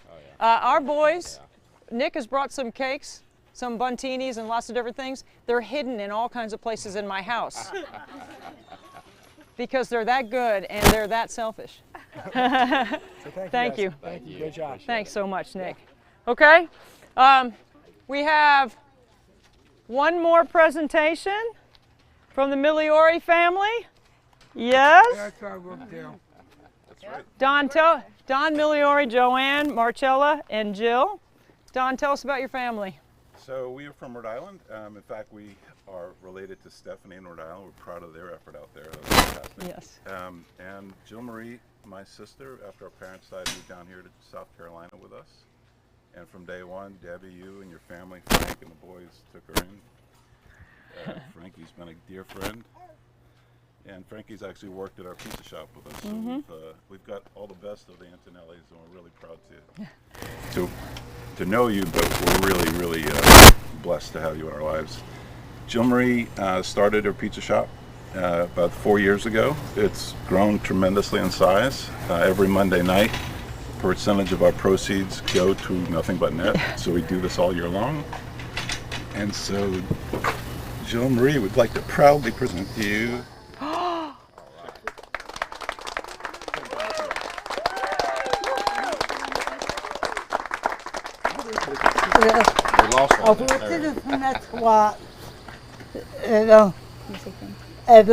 the loud work. Make the box every day, every morning. The loud work.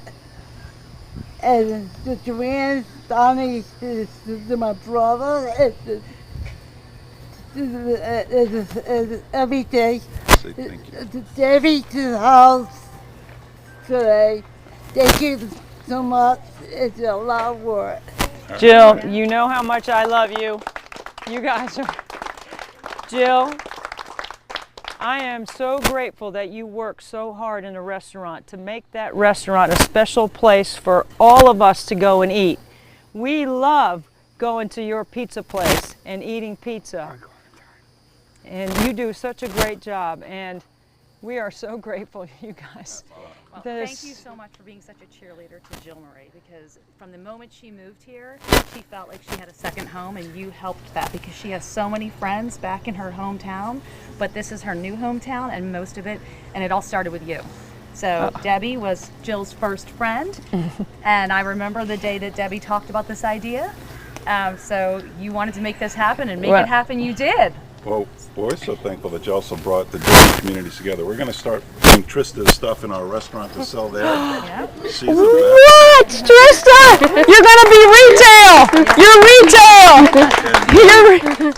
And Debbie doesn't visit our house without bringing one of those bundt cakes. So. Amen. That's 100% deal. That is the truth. But thank you for bringing our community. Oh gosh, thank you so much. Wow, Jill, thank you so much. Marcella, thank you so much. Okay, so we are at $170,000. Wow. You know what? I don't know anything about that.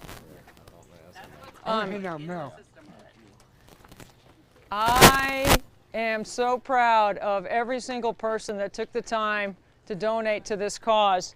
What time of day is it? 11:38. Okay, so we are keeping with tradition of 24 hours of Nothing But Net, and we are going to cut down the nets like champions right now, right? Yeah. That's what we're gonna do. Okay. Trista, would you please climb the ladder and cut a piece of the net? I will love to. Patrick. Let's see. Yep. Thank you, Trista.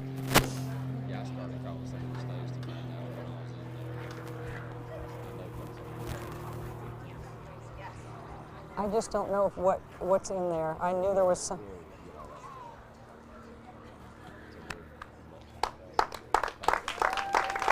We need to find that out, right? Good job, Trista.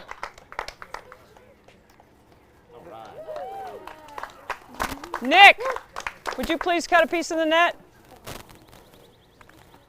Thank you, Nick. Thank you so much. Cut the top, buddy.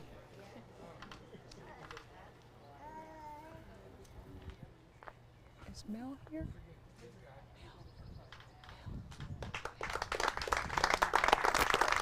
Thank you, Nick.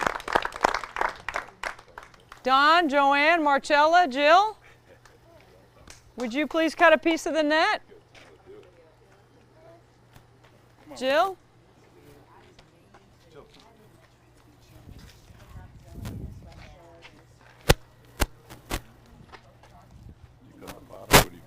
Cut the top.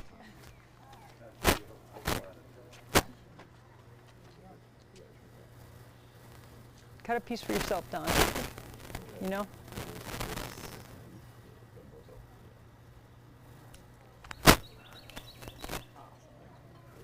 Thank you. Is it?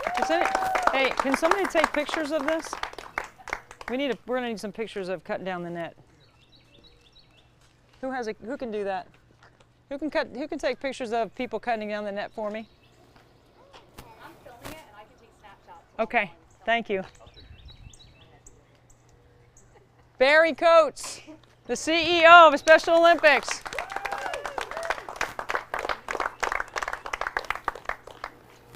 Oh, I was looking for you.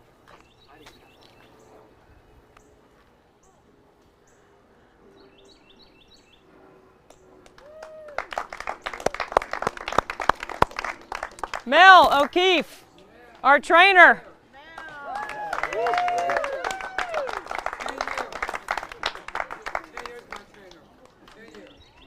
Me too.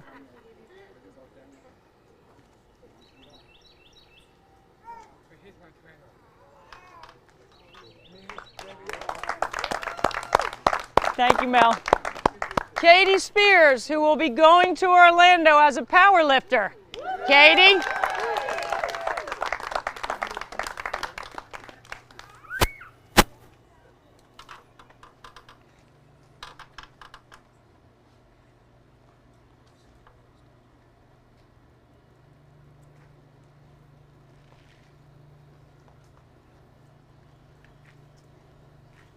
Good job, Katie.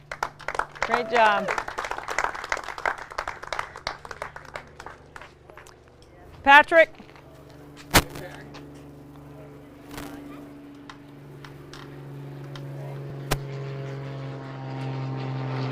Got 20 minutes, 18 minutes.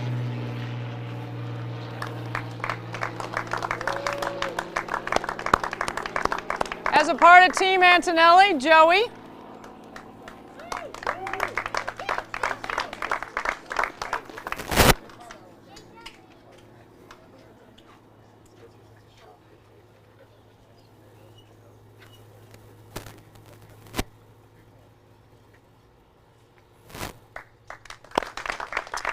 Okay. I know that our crew in the truck doesn't really want to come out of the air conditioning to come out here and cut down a piece of the net. But would you boys please poke your head out of the door and let everyone see our incredible crew that stayed awake for 24 hours and made this fundraiser what it is. We couldn't do it without the live stream. B-Mac! Come and cut a piece of the net, boys. Come cut a piece of the net, B-Mac. Come on, man. Brian, cut a piece of the net, bud. Look, the live stream crew is absolutely incredible, and our social media team enables us to be able to raise this kind of money. This is Brian, all the way from Lexington, Kentucky. Thank you, Brian. Where's B-Mac? Come on, B-Mac. B-Mac. I honestly couldn't do anything without B-Mac. He is absolutely amazing. He is so skilled, and he's all the way from past Christian, Mississippi to help us with this 24-hour event. And let me tell you, B-Mac has put in a lot more than 24 hours on this event.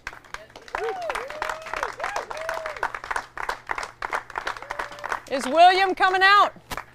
No. William, the King of Stream? William, the King of Stream, is absolutely amazing. And then our production assistant, who stayed awake for 24 hours and answered every beckoning call, had an answer, had a response, had a solution for whatever happened in the last 24 hours. My cousin, Kelly Averett.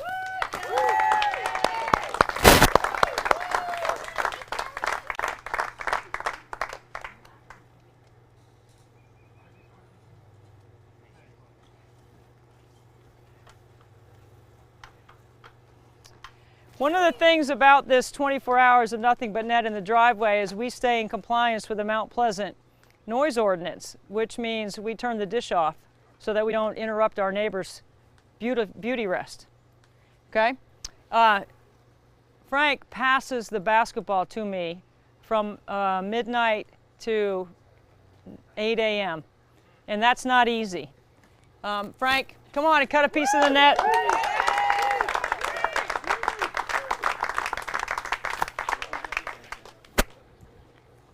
He's a great passer. He puts the ball right in the shooting pocket every time.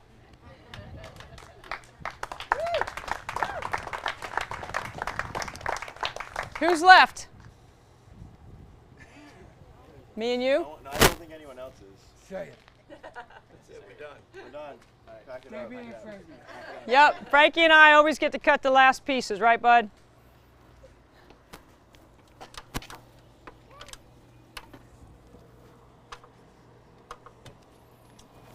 Ooh, sorry, bud.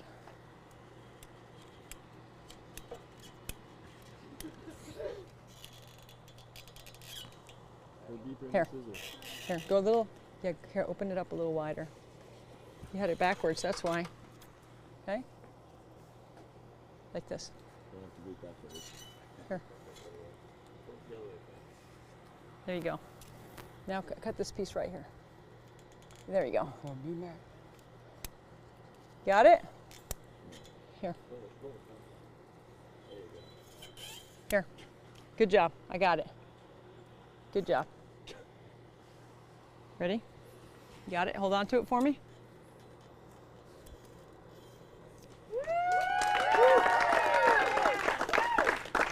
Hold it up. Hold it up. Look that way. Look behind you over at the camera. Right here. There we go. All right.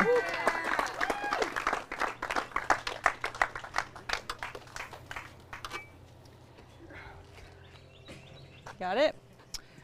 We're going to sign off the live stream. Thank everyone that contributed to 24 hours nothing but net. What did my percentage end up being?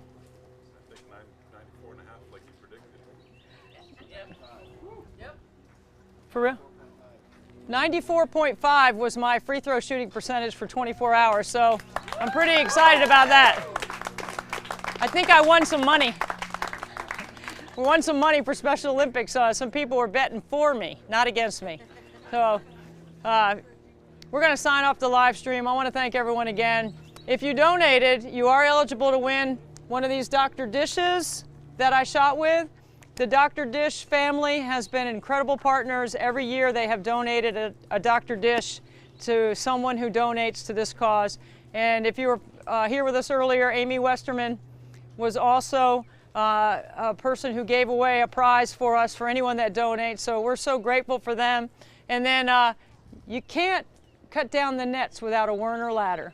That's what champions do. And that's what everyone today that has been a part of this event has helped us do. I want to thank our crew, I want to thank everyone that contributed. I want to thank all the people that came on the live stream. I pre-taped 50 interviews in preparation for 24 hours of Nothing But Net. And I hope you'll go back and watch some of the interviews. We had quite a star-studded cast of people that contributed not just their time, but their social media platforms and their money to make a difference for Special Olympic athletes. This is our 4th year, over $170,000. We're signing off, and we'll see you next year, same time, same place.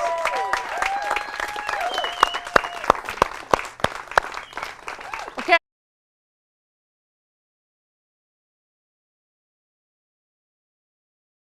So I just want everyone to know, don't take anything down. We gotta probably need a dish for a visual. I'm certainly not shooting anymore.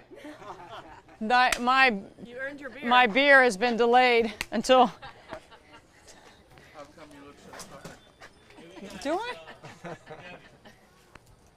ESPN will be joining us in about 15, 20 minutes. Okay. I just stay right here?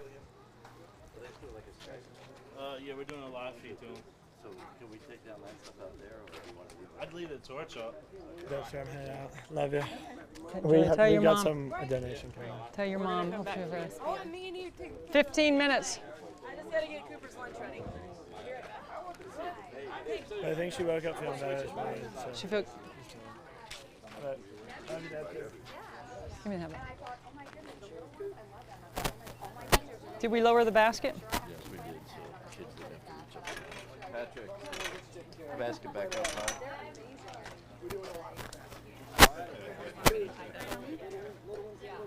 I gotta have to set it back up. I don't know if he knows how to do it.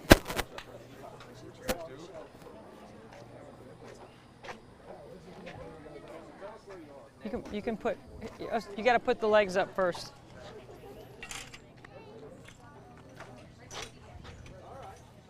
Trista, I am so proud of you. That is so amazing. And you're going to be retail in the Miliori store? Way to be a good businesswoman. Thank you. Way to be a good businesswoman. Thank you. Working deals. I didn't know. They gave Sammy an award for the, oh my God. The Milioris? Yeah, Yes Oh. Carolina, the business plan. And he was the one, that's what she said, we met him long ago. And I said, oh my goodness. Hi. I'm Vicki, Heather's mother. Hey. And I wanted to let you know the reason she didn't come by was because they found out her grandmother has cancer. Oh, I'm so and sorry. She only has a month to live. Who's Heather? Luganville. Oh! Hunley's mother. What? Oh. And they went this weekend to visit with her. I'm so sorry. So she says she'll see you when she gets back. And you're moving here over there to the other. Yeah. I And bought your a name house is Mary? I'm Vicki. Vicki. Mary's the other. Mary's the other one. Okay, I'm sorry. Well, thank you.